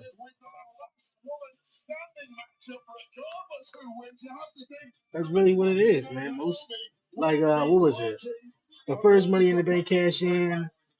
It was in the Elimination Chamber match, New Year's Evil or New Year's Revolution. New Year's Revolution sounds about right. And John Cena was in the Hellacious Elimination Chamber match. He was the last one. I believe he pinned Carlito. Pinned Carlito or Chris Masters, one of them. But yeah, won the match. John Cena went through hell, bloody mess, and all of that, man. And then Vince McMahon come out. No, raise the cage. The match ain't over yet. Sends out Edge. He cashed in, did his thing, you know. Beat him a little bit, you know, but that's pretty much. People are taking advantage or, you know, winning the championship off of someone else's expense after, you know, someone else beat them up. Yin and Yang. From Worcester, Massachusetts. John Cena. John Cena. A decorated champion. A valiant in-ring competitor, and above all else, a man of the people. And after more than 2 decades in the spotlight, an icon who once set the standard of hustle, loyalty, and respect. From Chicago, Illinois, CM Punk. The loud, defiant voice of the voiceless. The rebel who was never meant to be king. I've been the best ever since day one. There's one thing you're better at than I am, John, and that's kissing ass. They blocked that joint out. Yeah, kissing Vince McMahon's ass. They just said kissing ass. His desire to sit alone atop the summit would lead to bitterness and resentment, self-destruction and banishment. But time changes everything. Yin becomes yang. Yang becomes yin. In an infinite dance, struggling to find harmony. Contrasting dualities, destined to be bound. And the battle in which these two have been endlessly engaged finds itself with new motivation. That title has corrupted you. I've been the victim of an abusive relationship because all you've ever done there for 25 years is sit here and watch me be great. Graceful exit, John Cena detached and disillusioned has vowed to ruin wrestling for everyone. Yeah, he said he's gonna ruin the wrestling though. John Cena retirement tour. This kind of like an unpopular opinion, but probably a popular opinion amongst a lot of wrestling fans. This retirement tour ain't even really living up to what it's supposed to be now. Yeah, granted that you know the biggest moment in probably the modern wrestling history at Elimination Chamber was fantastic. It was crazy. Yes, John Cena turned heel. Wow. But no lead up to anything else following that. No Rock, no nothing. No John explaining Rock. No, not even Travis Scott. You know, it's just real weird. And then John goes into, you know, backlash against Randy Orton, had the matchup with R-Truth, you know, and about to have the matchup with CM Punk. these are great matches, and everybody's speculating who could be his last opponent. Will he win the 17th, which he did it at WrestleMania, beat Cody Rhodes. But I mean, like, I, I, I wish they could have had that follow up between Rock and Cena. I think that would have been really massive of why John chose The Rock. And I think, I don't even know what to think, because that was wild. Because for a long time, John Cena was the guy who was like, "Yo, John, yo, Rocky, you don't love wrestling, you don't love WWE, because if you would, you would come back, you would never leave." And now you're getting this John Cena right here, who's just pretty much. I mean, he got the championship now, and he's on his retirement tour, but he was pretty much gone all the time. So I mean, now we got John here, and when he did the whole thing with The Rock at Elimination Chamber, man, that had a whole lot of people drawn in and eyeballs ready to be glued in on TV to figure out why.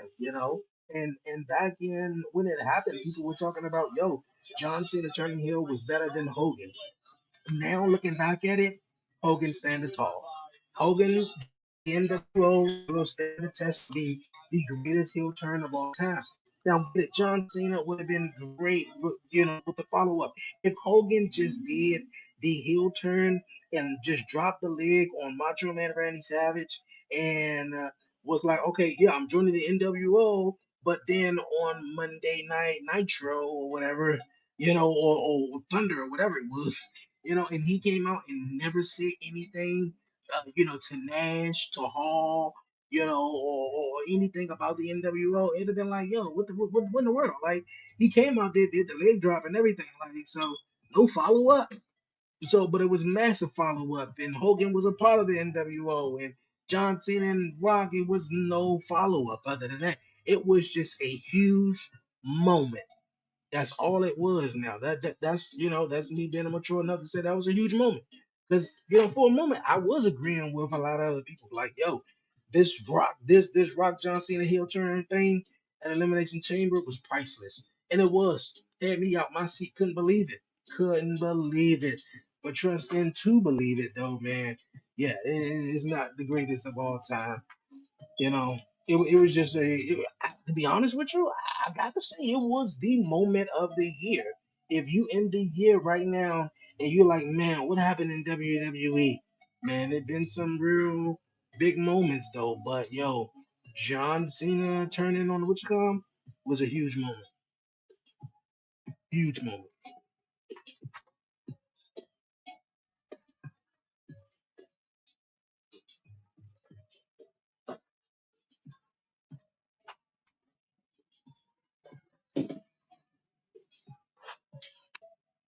Brett,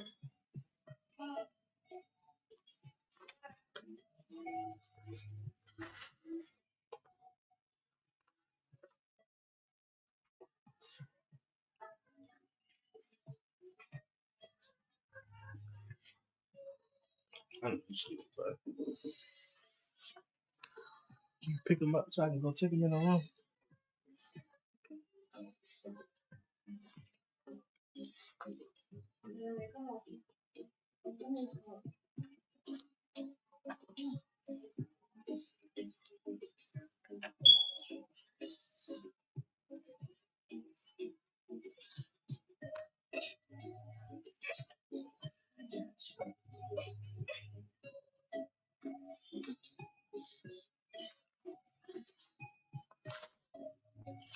You got him or you want me to take him?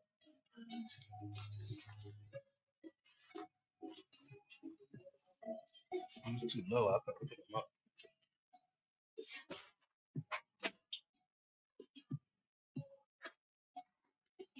Mm,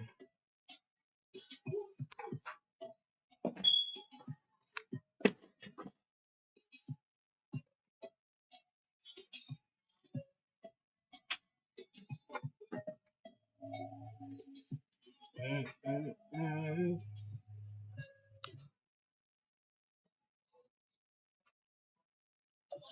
The WWE podcast lately has been incredible from Taker and Cody's to Steph McMahon. What's your story? By the way, this week, WWE President Nick Khan, what's your guest? Folks, I'm telling you, McCon?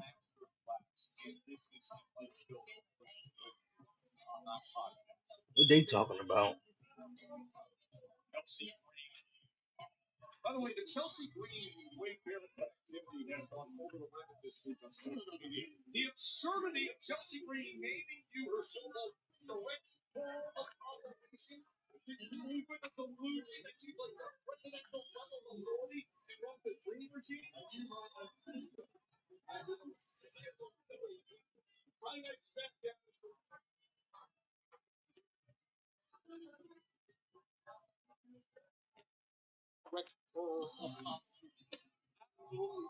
I told him, sit him in the chair.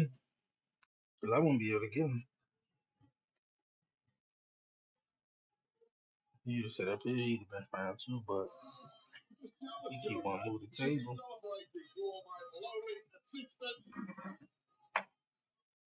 I call the shots around here now.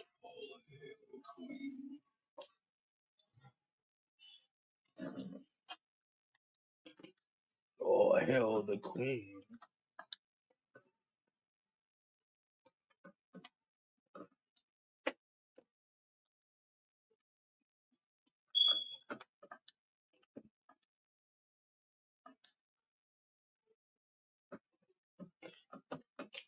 Come on.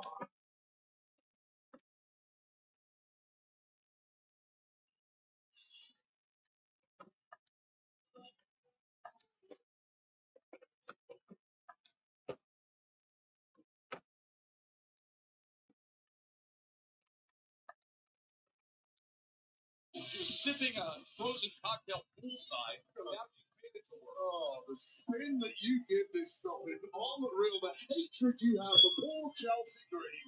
Well, Nicholas Aldis needs to be Nicholas Aldis. travel issue for Chelsea Green. So top price. This is the first match back since she broke her nose or so. She's still wearing the mask though. Did you ever think to yourself that perhaps Okay. Green didn't want to Charlotte Flair versus against the Chelsea Green. Chelsea should win. fatal four-way with Alexa Charlotte don't Bliss, need this Charlotte match. Flair? Chelsea This needed match more is than her. presented by Papa John's. Try Papa John's new cheddar crust pizza for a limited time only. Look at that! Why don't we focus on the bravery of Chelsea Green competing near weeks after a broken nose? Now the Fire just distracted Charlotte, and Well, that's cool. It's all cool. advantage, and now Flair chops back.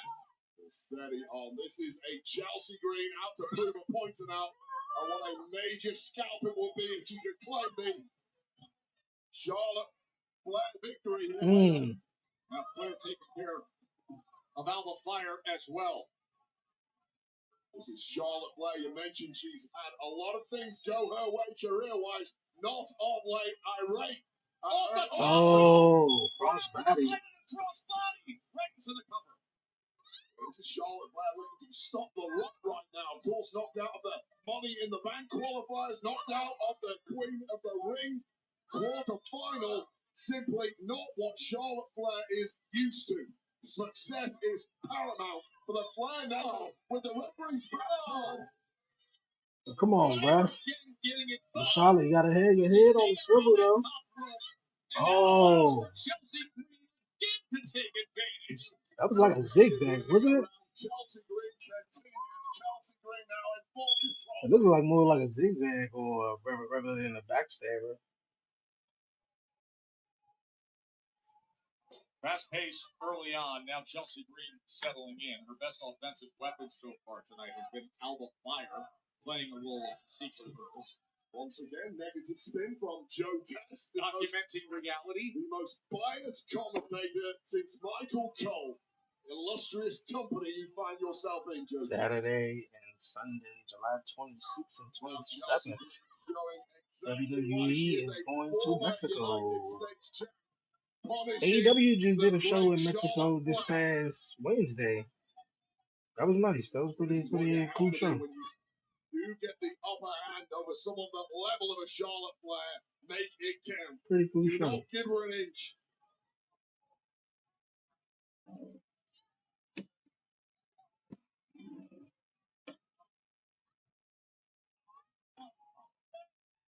Charlotte trying to find strength to fight back against Chelsea. Athletic gifts any human being can ever want, including raw power.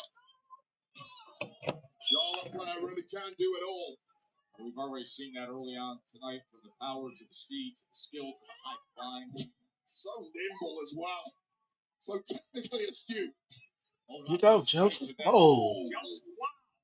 The way she was able to kick out there, Well, that was just send Charlotte right to the corner. nose first into the bottle. Perhaps we'll need a protective mask of Chelsea Greens after this one is over. Hang on. We pledge allegiance. We don't Pledge allegiance to Chelsea Green. You talk about me with the bias, conflict of interest for accepting a position the Green regime and possibly pledging allegiance. I just respect the greats of this industry, Joe Tess. It's a respect thing. You'll learn it. You'll get over your biases in time and start to come to appreciate the brilliance of Chelsea Green and the Green regime. The Green regime. And I just love referee's turn. He's got his back turned. And of course, with that, Piper Niven gets right on top of Charlotte Flair. The referee's back turned, and that gives advantage to Piper and Alba. The protective mask, the beautiful protective mask. I love rainbows. They're so colorful. Great on Chelsea Green. Stumping the mess out of Charlotte. Great on Charlotte Flair. You're not enjoying this at all, are you, Jim? I'm just trying to gather the thought that you just referred to that mask as being beautiful. Oh, it's fantastic. It's a work of art. It's Dollar School. Dollar School. What? You like the pronunciation? Vive la France. We'll be in Paris soon, and Lyon. Keep it up. And that mask may well be in the Louvre by the time we get over there, Joe. Where I should go. Oh.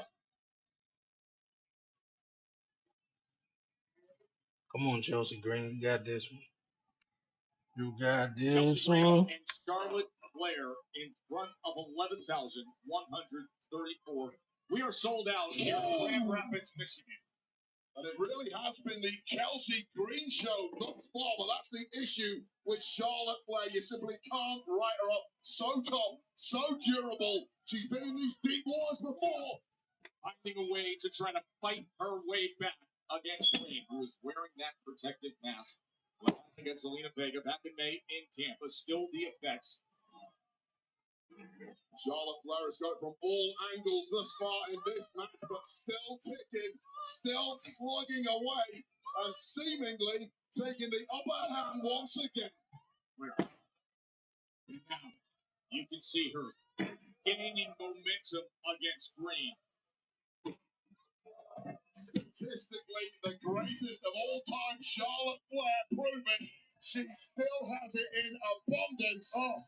Always slam and pick up. Oh, she said, punch this. There's no need for that. That's it. That's mockery at its worst. Shame on you, Charlotte Flair. Oh, okay. It's just astoundingly good. That was interesting. Those gymnastic skills of Charlotte Flair turned devastating in the blink of an eye. Let's go. Is she lining her up? Is she thinking? Trying to get the figure 4, figure 8. Oh. Alba Fire, who understands exactly what it is to be. They're interfering so much, man. I feel like Chelsea Green could win this now. Oh, she hit it with a Rough Rider. A light kick out there. That was a corner woman. In Alba Fire just shouting instructions. No, sir. That was a mistake. Oh, the mask is off. Oh, no. The bejeweled mask is off of Chelsea Green. I mean, she was smart, man. She'd do like she'd do it like El Grande Americano. And put something in the mask. Against the 14-time world champion.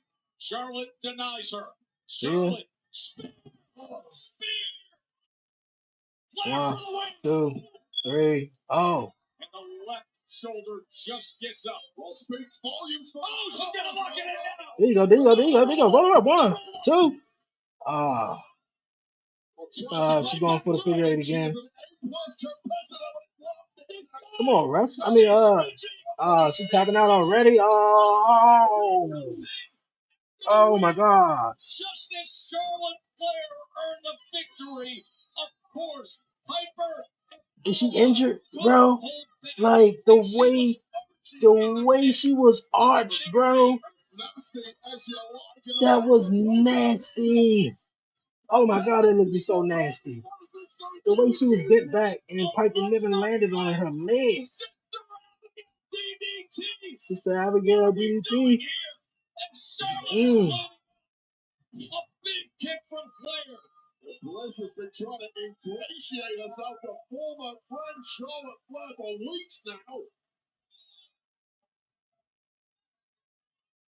As she looks across the ring Mm. and sees exactly who had joined her.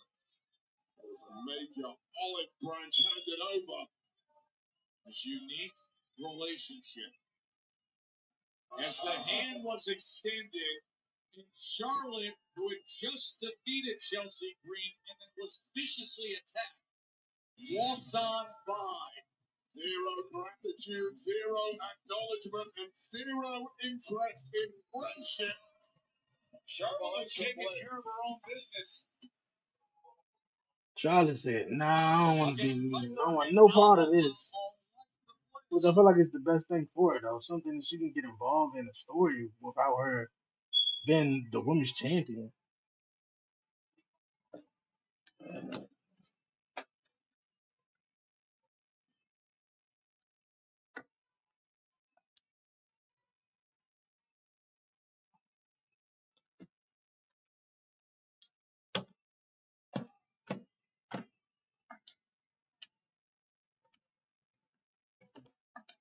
Come on, and check the voices.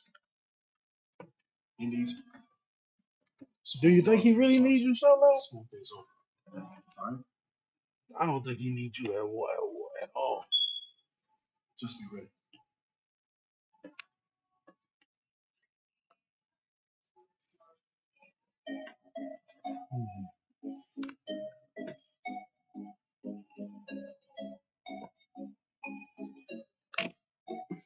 I don't think he needed him that one bit, man. He gonna come out there and be like, "Solo, I hate you." You know what I mean? Like you can take JC Mattel, you can take whoever else you gonna add into this bloodline, because Solo, for real, he's in a way. I don't know if you guys may know, man. Solo, I feel like Solo is a, I don't want to say replica, but Solo was around Roman Reigns a whole lot. You know, even when Jay and Jimmy left the group, Solo was still, there with Paul Heyman. And it was, Solo didn't say a word. Solo handled his business and whatever he had to handle. But Solo, man, after being under Roman Reigns' wing, after being under his wing for that amount of time, Solo has adapted similar ways that Roman Reigns had, or maybe still have, when when he was running the bloodline, when he was the undisputed universal heavyweight champion or whatever like that. Like just some of the mannerisms that how Roman Reigns would carry it, where he wouldn't take certain stuff too serious. He would joke. So kind of like how Solo is right now. He's not taking Jacob Fat too serious. He's not really taking too much serious. He's just joking around and the way he, speaking, and obviously he's still telling people to acknowledge him and blah blah blah blah. But I feel like he's adapted some of Roman Reigns' ways. And I say that to say because when Solo lost against Roman at what was it, the Raw on Netflix premiere, when he lost against Roman Reigns, you didn't see Solo Sikoa for a while. You didn't see Solo Sikoa at all, man.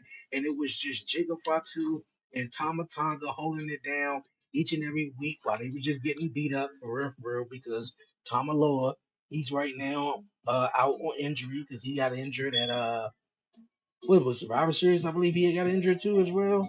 But yeah, man, like when Roman Reigns lost the championship last year at WrestleMania, we didn't see Roman Reigns until SummerSlam.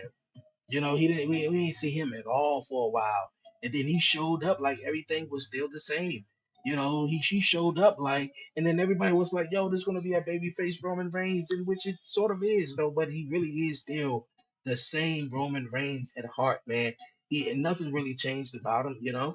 Although that everybody turned on him, and Roman Reigns was more so a psychological abuser, mentally abuser, with the whole Usos and stuff like that with the bloodline though. That's where I look at it like that because when Roman left the bloodline and when Roman came back, Solo took over. Solo took over, but Solo was mad that Roman left. And not only was he mad that he left, he was mad that he lost the title. But when Solo lost to Roman and Solo walked away for a while, Jacob inside, he was mad. He was mad because it's like, yo, you just brought me in and you just gonna leave us hanging like that. Like it was pretty weird. So that's how I take it, man. You know, Solo still got a Roman Reigns man. I don't want to say mannerism, but he's picking up a lot of Roman Reigns. Um, I can't find a word, but hopefully you guys understand what I'm trying to say. Solo, who has been spending recent months talking about rebuilding his family and their glory, because that muscle was supposed to be winning money in the bank and getting a title shot. That didn't happen. You could believe all the hype. As a major fracture. All this man does is just think about himself. He is literally all gas and no brains. That would have been something that Roman Reigns would have said about Jey Uso, talking to Jimmy or something like that, or Paul Heyman. That would have been something that would have happened.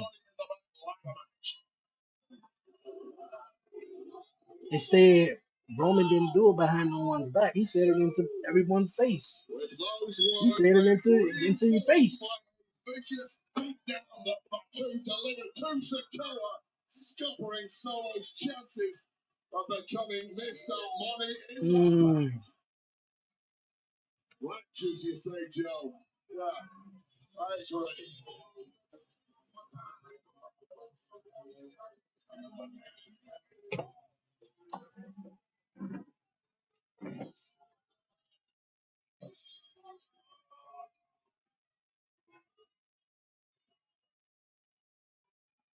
All right, Jacob. I'm out here in the middle of the ring, all alone, with open arms, willing to talk to you face to face. I feel terrible about what happened. So if you're back there, come on out so we can clear the air.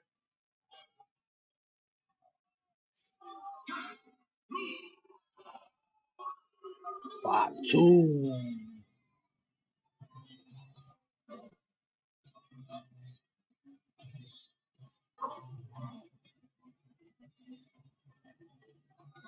WWE fan page.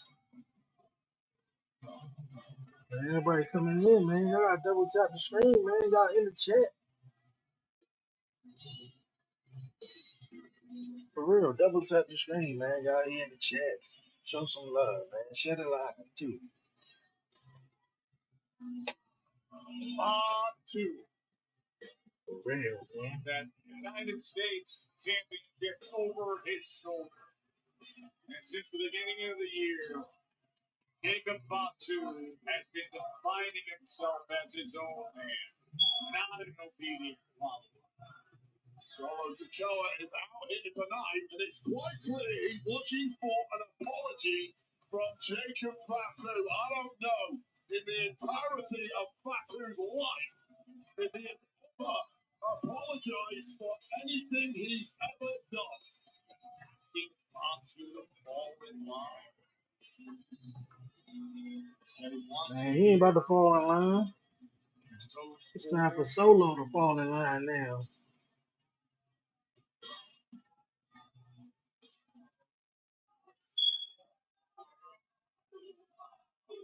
Everybody knew, man. If you watch WWE, if you watch the MLW, you realize like, yo, Jacob Fatu, Look, Jacob, I didn't come out he here is, he, he is a star.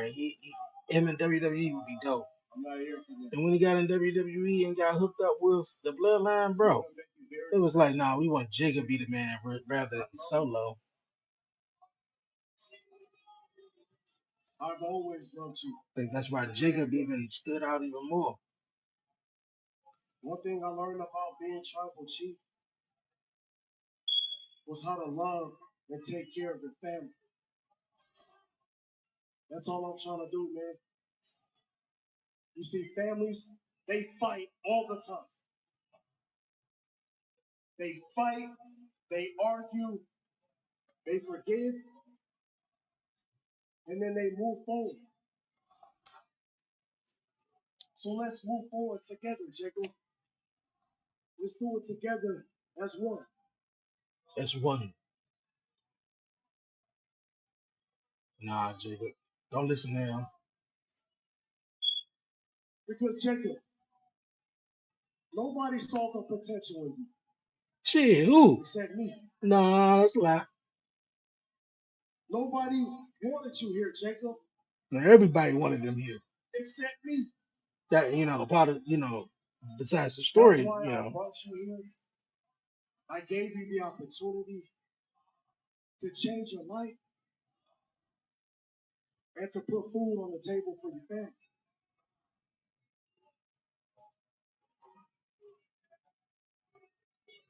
And you know why I did that for you, Jacob? It's because I love you.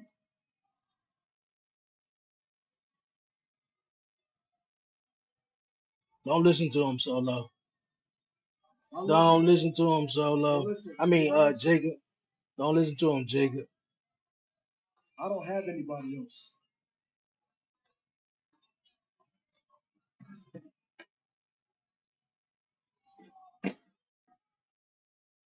I don't have anybody else, man. All I got is you. You're all I got, Jacob. Man, you're all I need.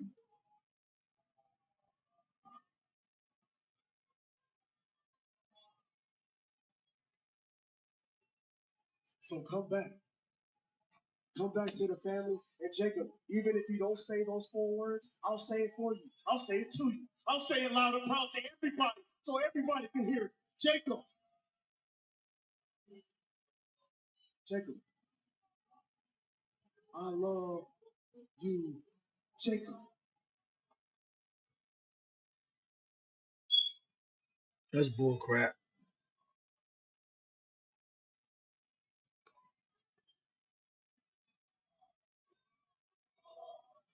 Yeah, exactly. I said it. That's bull crap. Because when he say I love you all these times, why you ain't never say I love you too? So you love me, huh? Mhm. This what it comes down to, huh? You loving me, huh? The way I see things is you've been using me.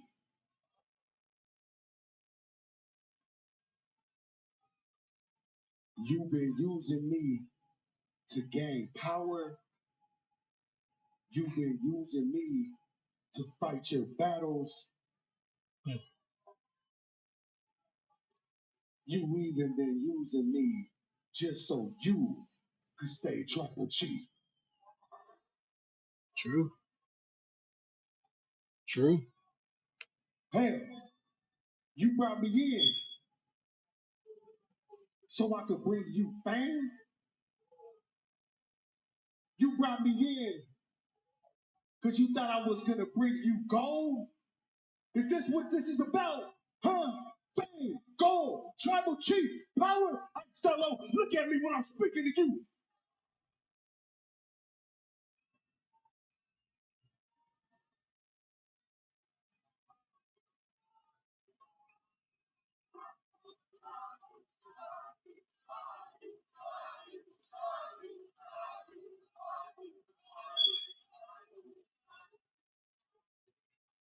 You see, ever since I won this U.S. title, you're the one that been acting different. Sure have. And maybe I'm not the problem. Maybe the problem isn't me. You know what? I figured it out. Maybe the problem is this.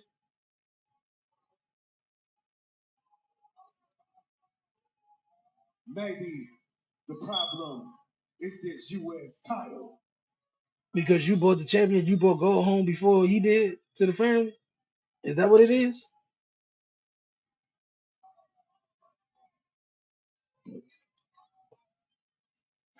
And if that's what I think it is, then fight me for it.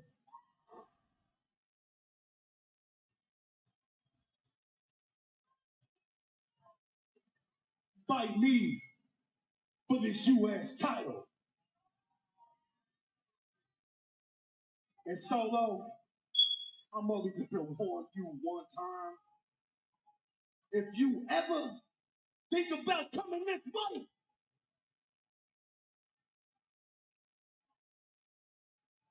you know what I'm about.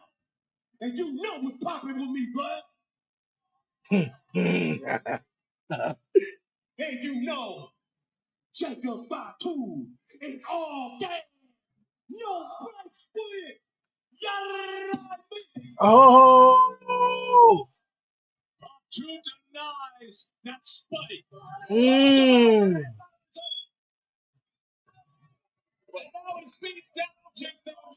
JC Mateo coming out. Shot down his legs. To the knee, the softly spoken words of Solo Sikoa were as hollow as they come. And now the United States champion is at the mercy of these two thugs. He offered him a title shot. Solo swung up. Oh, come on. Beat the mess out of Jacob Fatu, though. Jimmy Uso Jimmy. is headed this way. Having struck a little bro Solo after a lengthy approach. Solo's a Cut it down. I only cut it up because it's hot.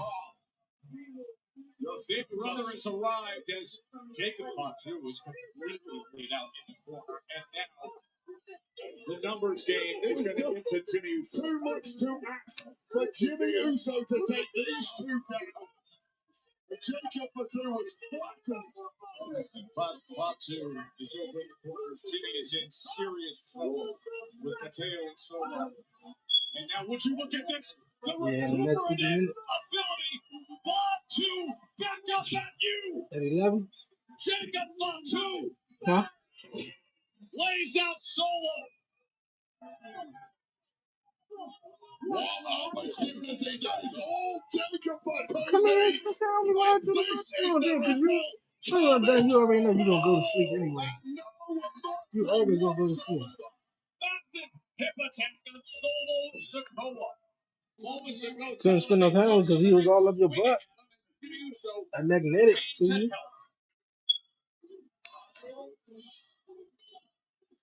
Hey, that's kind of dope, man. Jimmy Uso came out here and saved Jacob, though. Solo's recruitment. Then comes to defend Jacob. Nah, Jimmy wants some of that, though. Jimmy want that, oh, he got out the way. He got out the way. Jimmy want a shot at the United States Championship. We got a whole family fighting over the United States Championship, huh? Solo, Jacob, Jimmy. That line has clearly been drawn now between Solo and Fatu. And seemingly there's no turning back. And Jimmy Uso is in the mix.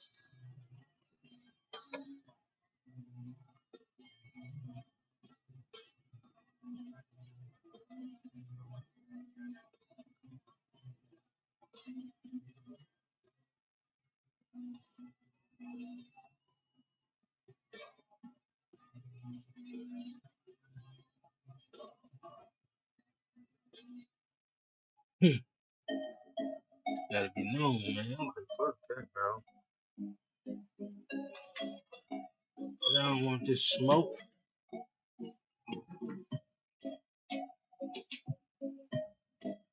Y'all don't want this smoke.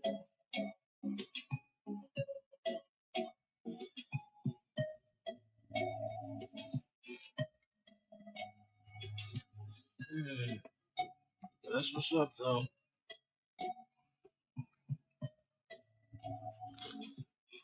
See, I thought Night of Champions, all the championships were supposed to be on the line, though. Them only having 5 matches, all the championships ain't gonna be on the line, all on the line. Of course, you're supposed to have the WWE title on the line, which there will be. The tag team titles, both world tag team titles, which I don't think they have been on a premium live event all year long. Besides the New Day winning at WrestleMania, the Street Profits was bumped off Mania. They had a TLC match on SmackDown. Neither one, I believe, was defended at Backlash nor Money in the Bank. So it's like, dang, bro, like the tag team. I'm not liking what they doing with the tag team division. Because it was Night of Champions. Normally you have is a Night of Champions. All the champions are on the line in the WWE. You know, the WWE title, the Intercontinental title, the United States title, the women title. It's so many titles for every. I don't even think you can put them all on one line at one night. I don't even think you can. It's too many now. And I don't even think I would though. But yeah, man, Solo and Jacob. I want them to build towards that. I don't. They haven't announced the matchup to Night of Champions. Let that build towards SummerSlam where we can get and Jacob and Solo and did I say Night of SummerSlam? Yeah, SummerSlam. Jacob versus Joe Solo for the United States Championship. Man, I think that'd be dope. Definitely dope. So I can see that being Solo versus Jacob, Oscar versus EO. Um, Probably Gunther versus Jay for the world title. Who John Cena versus whoever wins the King of the Ring tournament. And then it's 2 nights of SummerSlam this year. So gotta put that into a factor too, which yeah, I think it's a whole lot of people who will be featured on the show than they would been, like last year with just a standard 1 day SummerSlam. But this year is 2 nights, so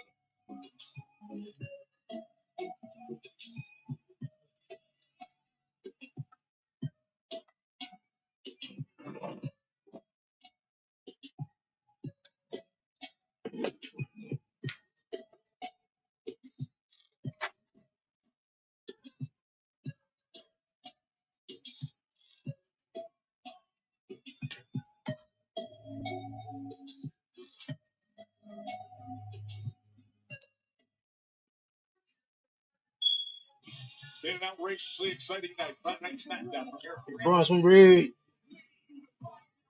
got to go one-on-one with late night. Yeah. Paul Heyman and Braun Breaker. Big Bronson Reed. For real, to be honest with you, dog, like I seen a young lady was talking about how she don't like this faction because, well, mainly I think it was Braun Breaker. Braun Breaker don't need none of these guys. For real could be in a faction, but I think, man, we haven't seen someone. He's coming up behind him.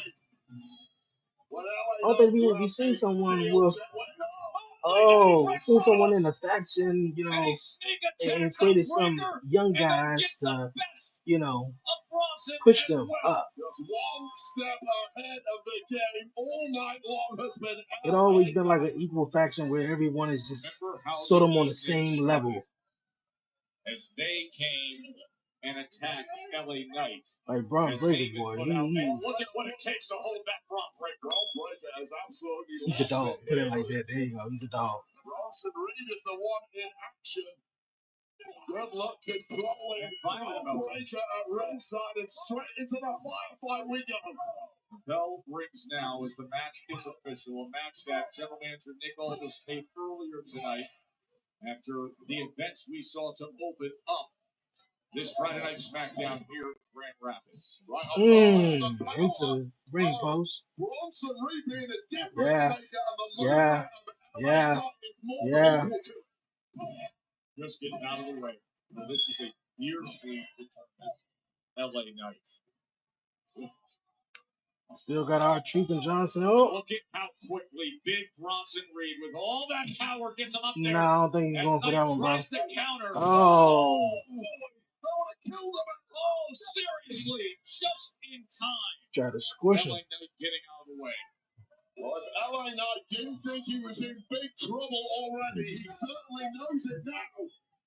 Of course, prowling on the outside is Braun Breaker. And the wise man Is it the finally driver? are now just sheer power and strength No. from Bronson We're going off Reed. again. Again able to get off of the shoulders of Big Bronson. Oh, he held on. That time the attempt at the jumping neck breaker. And that may well have been a regular moment, but no. Come on, man. Big Bronson Reed, man. Ain't connecting with a lot of his moves. He has missed the splash. He's missed the senton. And bulldogging off the rope is LA Knight. Use whatever leverage you can get against someone the size and power of Bronson Reed.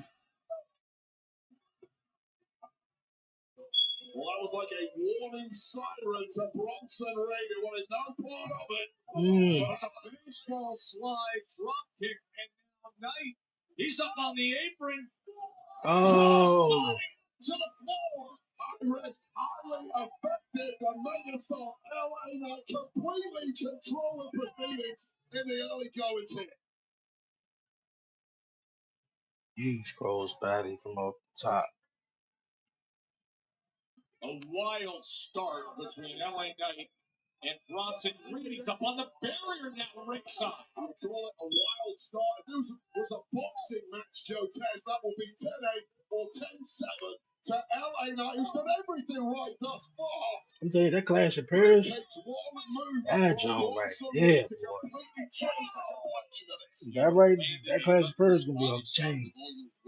The last time they was in Paris, France, actually no, they was in Lyon, France. They went to Lyon, France for that backlash last year. Insane. Left arm and shoulder against it as well.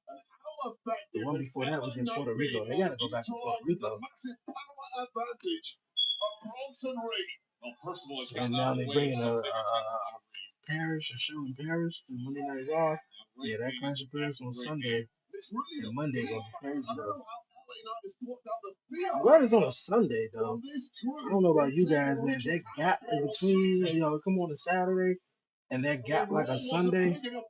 It's like, you usually have to pay the views on a Sunday, the next night's a Monday, you get the fallout. Now you gotta wait 24 hours, 48 hours actually, to get some fallout. By which LA Knight was tossed up and over and then crashed. Yeah, he was tossed up. I thought he won. I didn't think he was gonna go over. Bronson Reed, but if he gets you with one, he's on top, he's in control, and you are in big trouble now, LA Knight.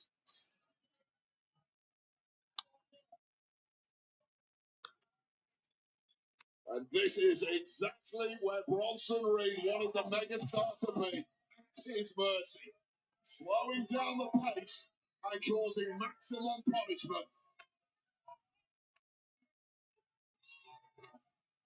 You can see the barking of Braun Breaker ringside as well. This alliance that Seth Rollins has by his side with the Wiseman Hall of Famer. Dan can say that Well, Braun Breaker is just angry that he's not the man in the matchup. He wants every part of this action. And Bronson Reed is just salivating at this opportunity to beat the living daylights out of LA Knight. You have that elbow with 350 pounds behind it. Precision right to the solar plexus. You want to call yourself a perpetual motion machine, LA Knight. Good luck with that tonight. Good luck with that tonight. How good is Bronson Reed? What an acquisition by the wise man Paul Heyman and Seth freaking Rollins. There really is nobody like Bronson Reed. The wise man Paul Heyman and Seth freaking Rollins. There really is Seth Rollins is definitely coming out. I feel like at the end of this match and costing LA Knight the win. Wrecking ball that is Bronson Reed. Is he thinking of superplexing? Sold out Panhandle Arena in Grand Rapids as Knight fights back. Both men who've been twisting and turning with the plots of the King Yeah. of the tournament. Both men giving the best of the other to throw the other off course. An attack that happened earlier tonight that forged this fight that was made on the spot, and now LA Knight in position. With everybody say, hell, hey, night.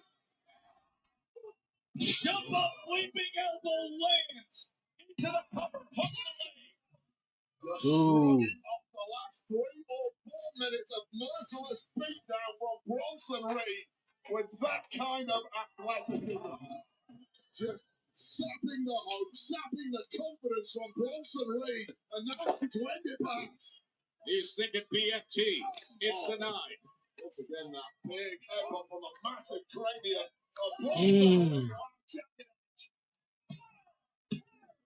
Oh, and he gets that left shoulder up. Such a devastating move at the best of times, even more so when performed by this freak of nature that is Bronson Reed. Isn't he? Nearly 350 pounds, and his athleticism and explosive dynamic power. About to go for the power bomb. Up. He's just enjoying. Thumbs up, thumbs down. Putting on a little Oh. Enjoy yourself too much around the LA Knight. Had to have it, and he got it. Now Braun Breaker is up on the apron, and LA Knight takes care of him as well. He works his way at Paul Heyman, who warned him. Top rope pulled down. Oh, God. Oh, he spit in that side of him. I knew it was going to be a disqualification. Well, the match obviously thrown out now. Braun Breaker couldn't take no more. Worries. This Braun Breaker looks ready to snap. This is the last place that LA Knight should be. He didn't heed the warning earlier tonight from Paul Heyman for holding position. They held him in position for another spear. 23 miles an hour, probably aided further by the elasticity of those roads. Oh, God. Oh, he about to deliver a tsunami. That was big. Tsunami. Teaming up to absolutely annihilate the rib of no. Oh, after 2 spears and a tsunami. Why don't you? Hey, he's gonna break his ribs in half. Another one. Multiple spears. Now somebody's got to stop him. Please stop it. The megastar is completely done. All right, let's change over and see what Compelling happens. match. Just when the megastar was seized in the Braun Breaker speared him. There is no way he can withstand another one. It's 2 encounters. There needs to be help Another here one. immediately. Braun Breaker is clearing the refs. Another tsunami. 2 spears, 3 tsunamis from these two. No human being is built to withstand. This is not comfortable to see. He's going to need medical attention for sure. Say that. His ribs, I cannot even imagine. As Reed and Breaker stand over a fallen Knight.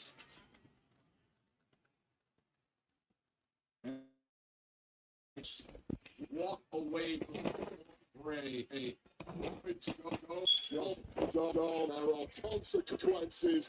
There are consequences.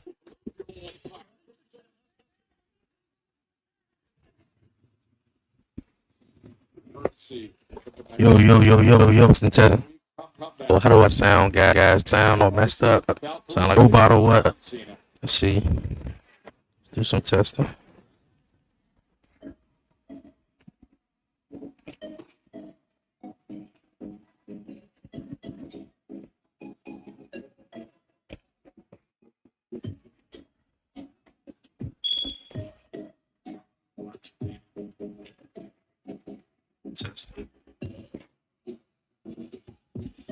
Testing 1, 2, 3.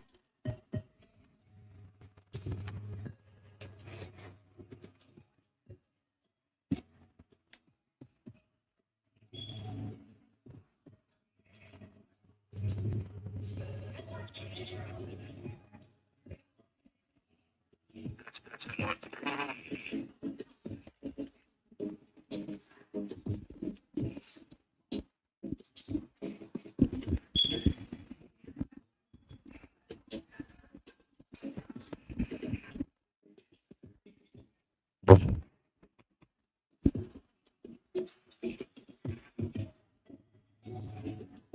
All right, testing 10, 10, 1, 2, 3.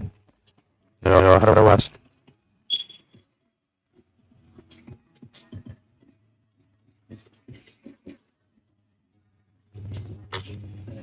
One, two, three.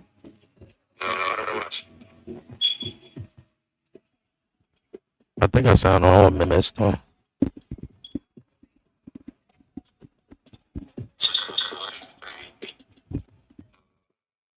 Yo, how do I sound? Yo, testing, testing.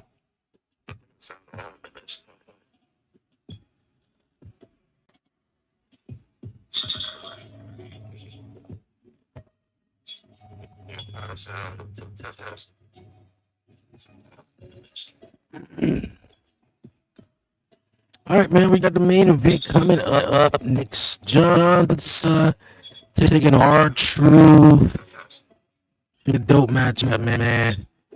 This match ended in a disqualification between LA Knight and Bronson Reed.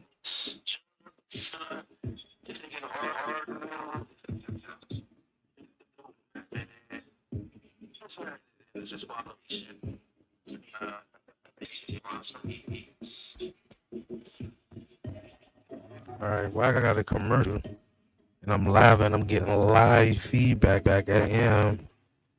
Trying to work out microphone issue. Let's see what the heck going on.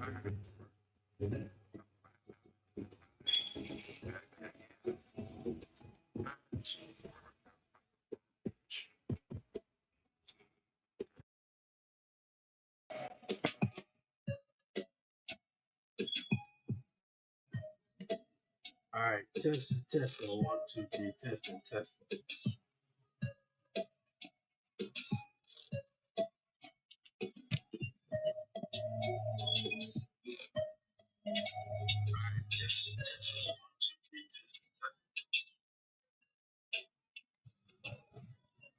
This is what happened just moments ago. Brock Breaker with the speedway man put an end to a compelling match against Brock Reed. With another Yo, testing, 1, 2, 3.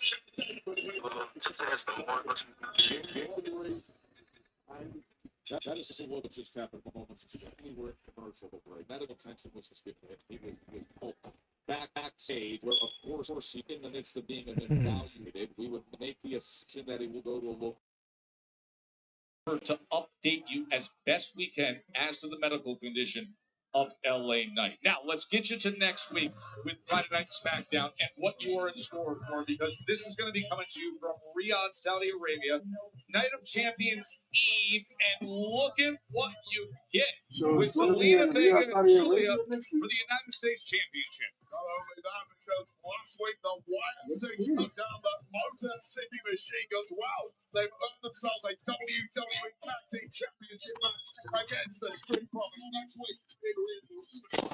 Where you look, level matches.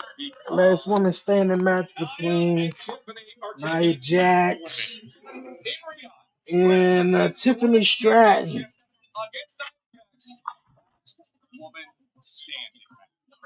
standing match.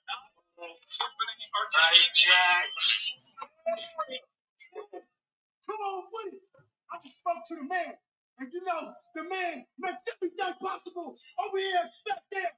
Got what I mean? Me and you, dog. Got the champion.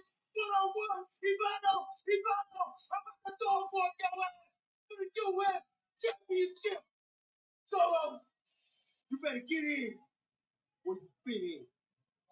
It's if you don't, then baby, it's about to be all gas. No breaks with it. You know what I mean? Oh, do you mean? They're going out next week for the championship. All breaks, no gas with it. I want to see some dog walking. The following contest is scheduled for one fall. Introducing her from Charlotte, North Carolina, weighing in 220 pounds. Our Truth has been anxiously waiting for this moment. The rematch against John Cena next.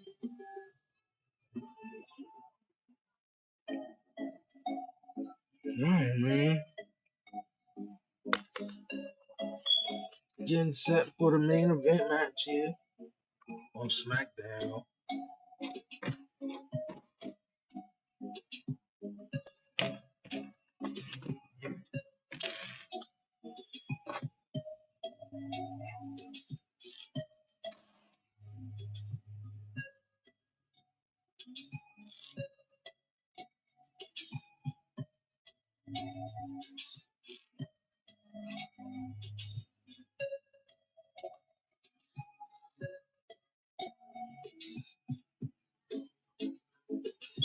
I'm really upset about that.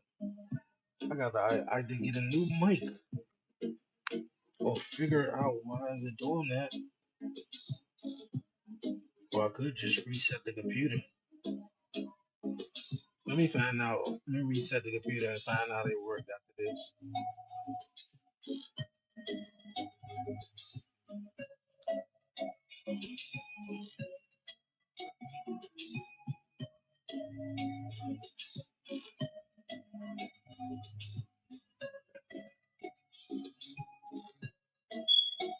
Yeah, let me find out it worked after this. Yeah, man, that's why I do Let's Be SmackDown, because Let's Be SmackDown be long episode, man. Long episode, and I'll be like, dog, for what? Why? Like, why do they gotta be that long, bro? Pause. No funny. Talking about SmackDown the show. For real.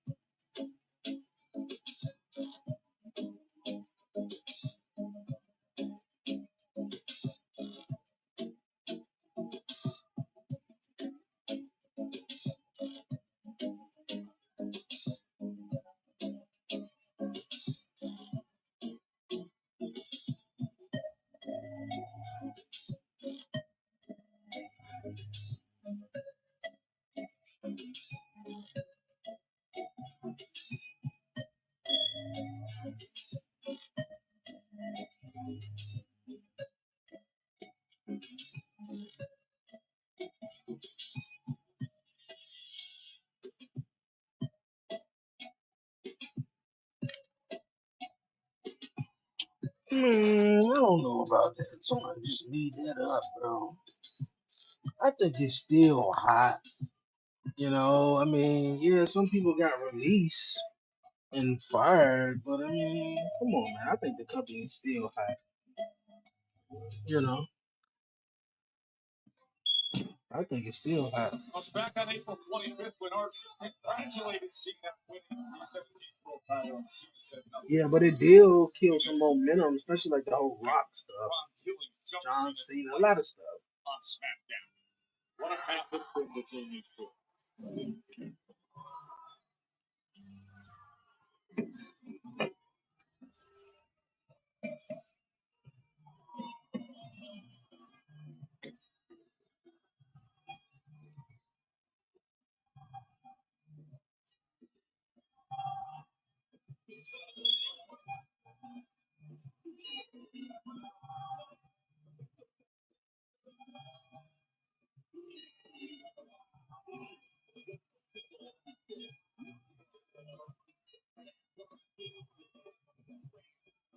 His opponent from West Newbury, Massachusetts, weighing in at 261 pounds.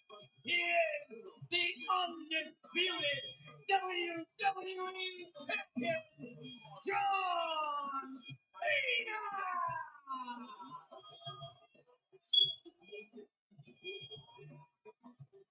I brush your mouth like Coke D.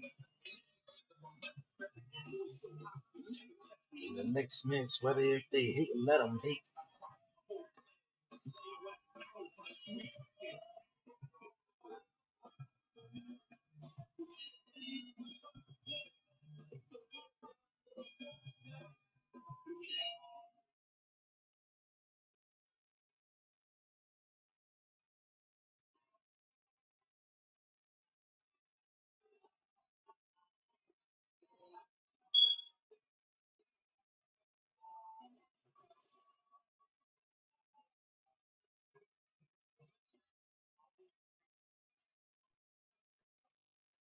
The demands of Mark Cash again. Ladies and gentlemen, he is the greatest of all time. The never seen 17. Gracing Grand Rapids with his presence one final time. He is the last real champion, John Cena. Okay, Joe. Demanding the new bespoke ring introduction is the 17-time world champion, and since becoming the undisputed WWE champion at WrestleMania, Wade's had 3 matches: the defense against Randy Orton at Backlash, the Saturday night main event against this man, R-Truth, and of course the Money in the Bank tag team match where R-Truth played a major role as well.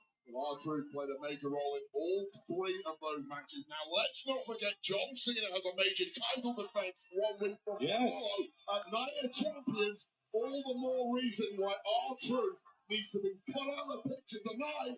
Oh, okay, true. R-Truth wasting no time. Covered leg tackle and then the beatdown. And now right hands being delivered. Oh, it's so easy for John Cena to beat R-Truth at Saturday night's main event, the naive version of R-Truth. But this is the yin to the yang of R-Truth. This tonight, a very different proposition. See him so hard he's reaching for his right fist after that impact. As well as I need to shatter a fist on a punch. Just imagine what it will do to the cranium, the jaw, the eye socket, the nose of Okay, John true. Cena with that much wrath behind it. Oh, he put every ounce of it into that. This is a very different, determined, fiercely proud R-Truth.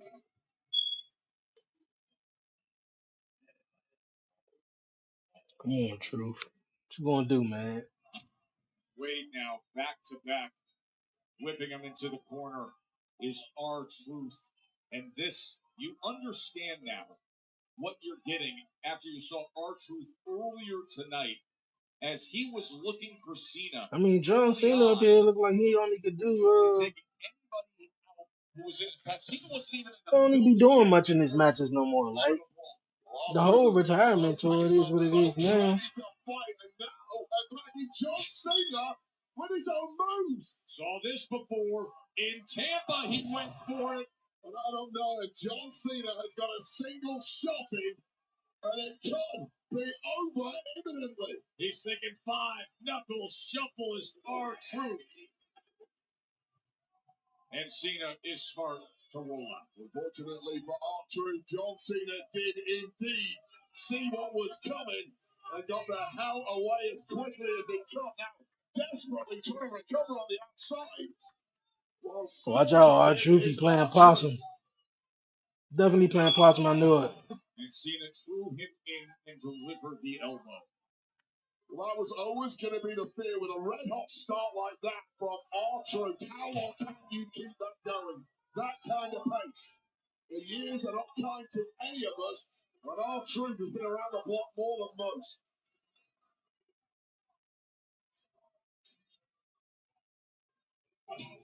As the undisputed WWE champion, John Cena, looks to take control now after a red-hot start by R-Truth. Still wincing in agony is John Cena, but I'm trying to wrap my head around this match, though, and how I should feel about it, bro. I'm watching it. and his chances of This is not the success best of matches. increase exponentially. Driving that knee right to the top of the back.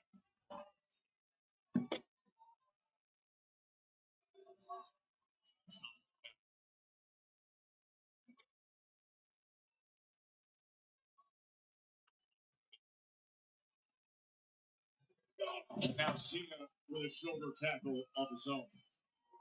We ain't really seen that one move in this whole entire match. Shoulder tackle, throw him out the ring, 5-knuckle shuffle, well, almost. And the second. He knows because he can't bounce off his knees like that no more. That's why he stopped.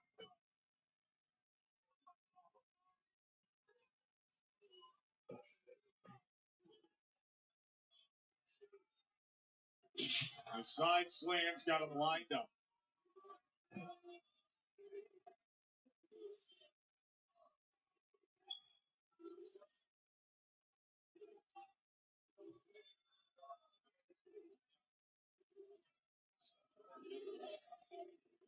The never seen 17 5-knuckle shuffle.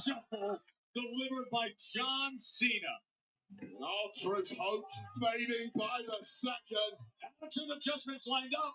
Truth gets free. Oh, Luthez. Truth is beating him down, Wade.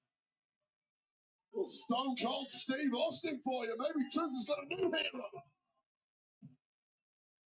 Truth finding that reserve against Cena.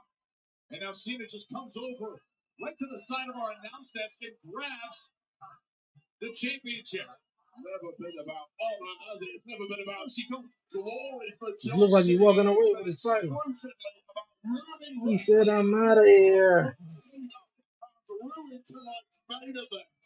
In the middle of this, Truth says, you know what? Truth. That's not how this is going to go. Truth is here to give respect.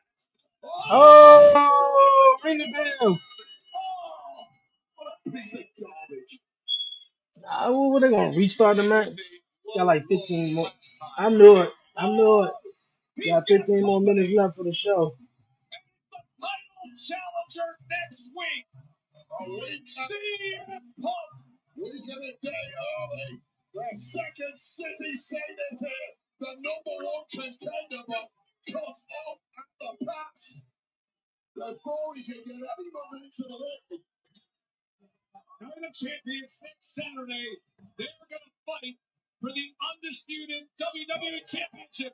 Punk is back on his feet. Punk's on the attack. He's got the championship in hand. Oh, yeah, them are Deggy low blow. Times we've seen recently with this version of Cena. That's just either hitting somebody with the belt or low blowing them. That's his favorite thing to do. John Cena imaginable. I don't care how fired up you are, CM Punk. You cannot cope with that. Nobody can. Another low blow by Cena. Mm. The championship. Did you hear that crowd? The connection of that championship on the skull of CM Punk. This is getting tables? Bro, we got another table sponsored by Slim Jim out here, bro. Go ahead with that. He was walking away from the championship with R-Truth engaged in. Championship was used as a weapon now. He low-blowed Punk and hit him with the title as well. And now a table's in the middle of the ring. Well, the tactics are obvious. 8 days before Night of Champions. 8 days before the defense of that championship. Stack the deck in your favor. John Cena has not fought fair. since the Elimination Chamber. Yeah, at all. At WrestleMania, he cheated too. Anytime soon. He's got the title in hand again as Punk is trying to steady up. Oh, Right to that same side, right to the temple with the jewels and gold. picking him up, about to hit him with an A through the table. To the adjustment. Hey, through the table.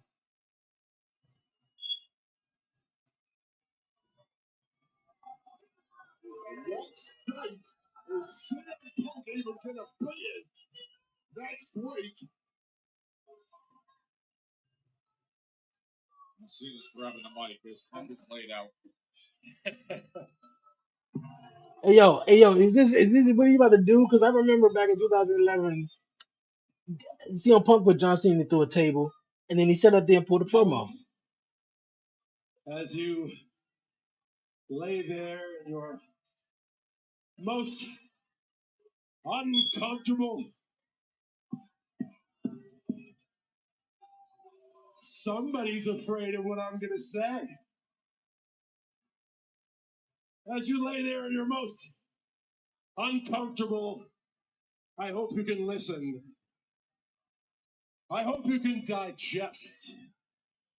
Because before I leave here in 6 months with that WWE Championship, I gotta get a whole lot of stuff off my chest.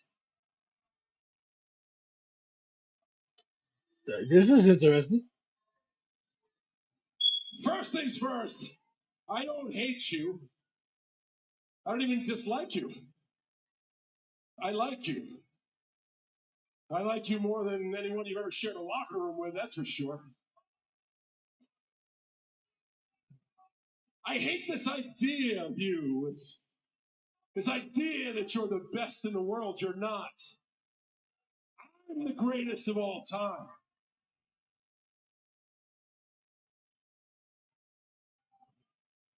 You're better than me at one thing. You're the best bullshitter in the world. Oh, Oh no, kiddos!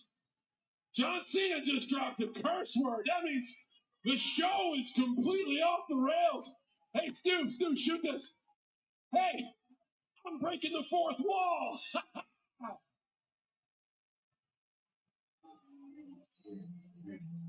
this is kind of awesome to see John Cena do this, though. The truth is, Punk, I'm jealous of you. I am jealous that you have conned these people into believing the myth that you're the best in the world. Ah, they chant for you.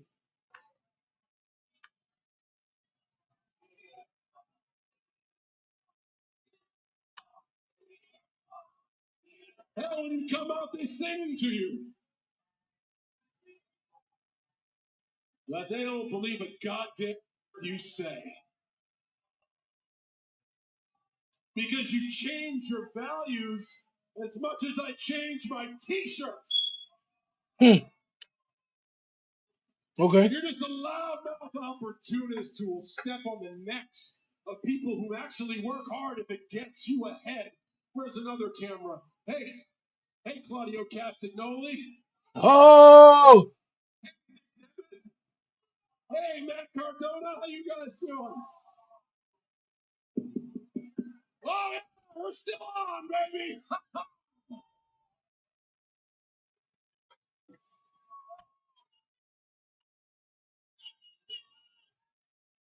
He's heating up. He's on fire. And there's nobody back there that's going to cut my mic to save your ass because I'm your only friend. Remember who gave you the stage for your pipe bomb, pal? What have you done with it since then, huh? uh-oh. You just regurgitated the same 5 microphone moves of doom. You're promo potato salad, pal. Hey, you're no longer the voice of the voiceless. You're a friggin' millionaire. despite yourself. You're not punk, you're a capitalist. And you're not against TKO, dude. You are Mr. TKO. Because they knocked your balls technically off your body. Your tweets are strong. Your actions are weak. And in Saudi Arabia, you're going to face some loud music when I finally prove to the world that each and every day, day in, day out, no days off for 25 years, I've been the greatest of all time.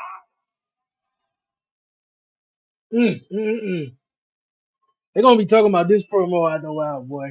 Remember when John Cena mimicked CM Punk's "Best in the World" pipe bomb promo? Who did it better though? I mean, like CM Punk was obviously original, but dog, he said, "Hi, Macadona. Hi, Nick Miniff. Claudio Castagnoli." I'm like, oh, okay. I know.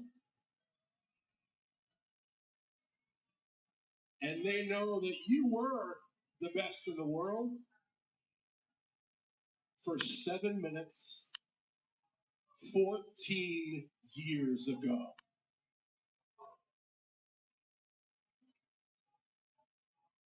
And if after night of CM Punk still trying to sell this table spot is hilarious. still delusional enough, The only thing about that, they didn't really show John no more. well, I guess it's a small world after all. You're welcome, Grand Rapids.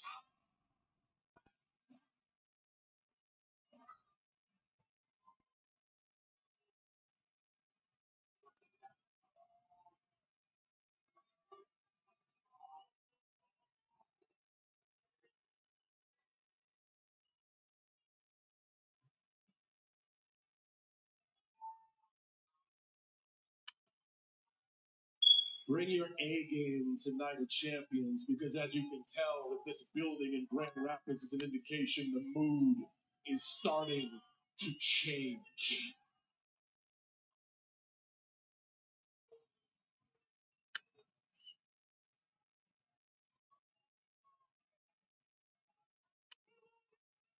I'm checking out CM Punk. Yeah, a little too light for that. No. That's fine. I'm not going to do any more damage. He needs to rest up. We got a big championship match ahead of him. Make that right. The best in the world get a good shot against the greatest of all time for the most coveted prize in sports entertainment. I think is she trying to count him down? That's why she got back in the ring or something. I know you will sing. I know you will chant. But I know even you idiots are smart enough to see the truth. The champ is here. Hey, USA, you can keep the extra 2.5 minutes. I don't need a bomb. Elvis has left the motherfudging building.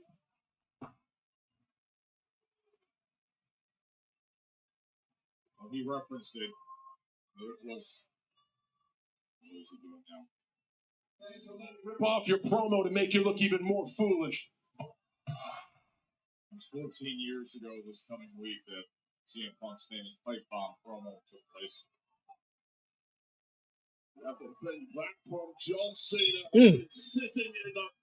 That was something else.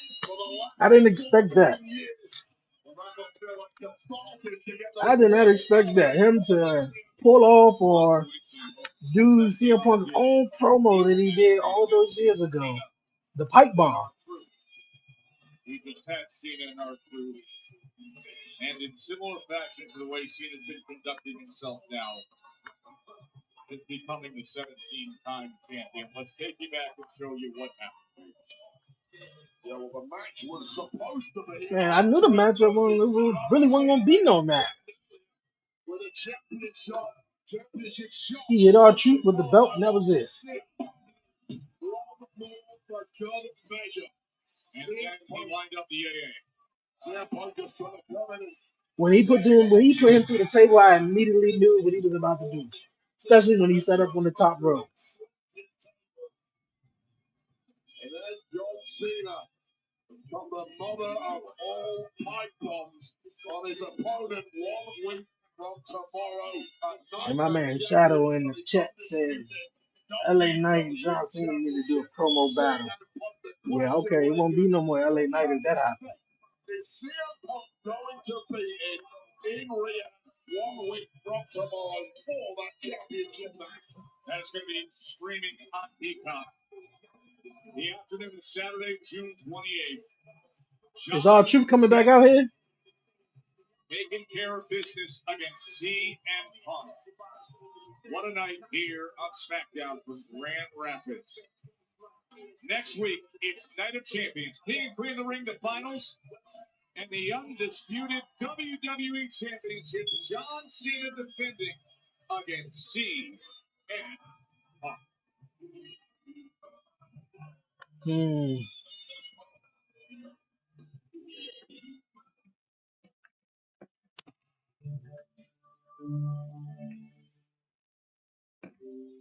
All right, man. What a show, what a show, what a show.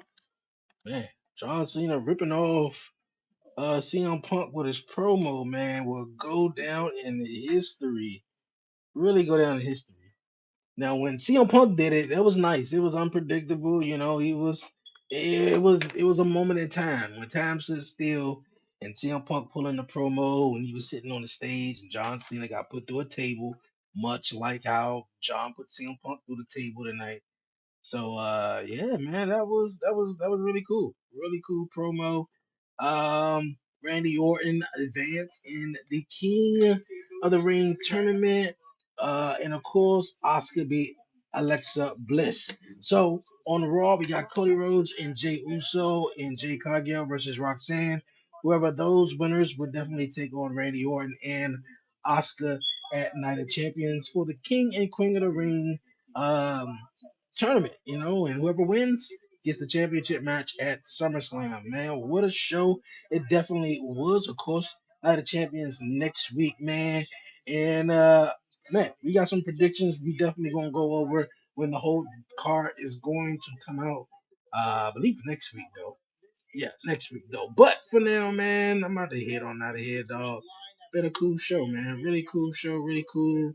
Um, episode, man. But before I leave, man, definitely hit the like button down below. Like, comment, share, follow, and make sure you subscribe to the 1130 podcast on YouTube, man. Appreciate everyone tuning in on Twitch, TikTok, and of course over on YouTube, man. Let's go. If you haven't done so, definitely make sure you do that. All right. You guys, man, for now, man, definitely enjoy the rest of your night, man. Be easy, be smooth. Give all the glory to God, man. Won't he do it? Yo, it's your man Dre, aka Dre on Wheels, and I'm out, man. Peace. Deuces. Peace out. Trail of destruction throughout the DMV. And after heavy rain and damaging winds, cleanup efforts continue in D.C.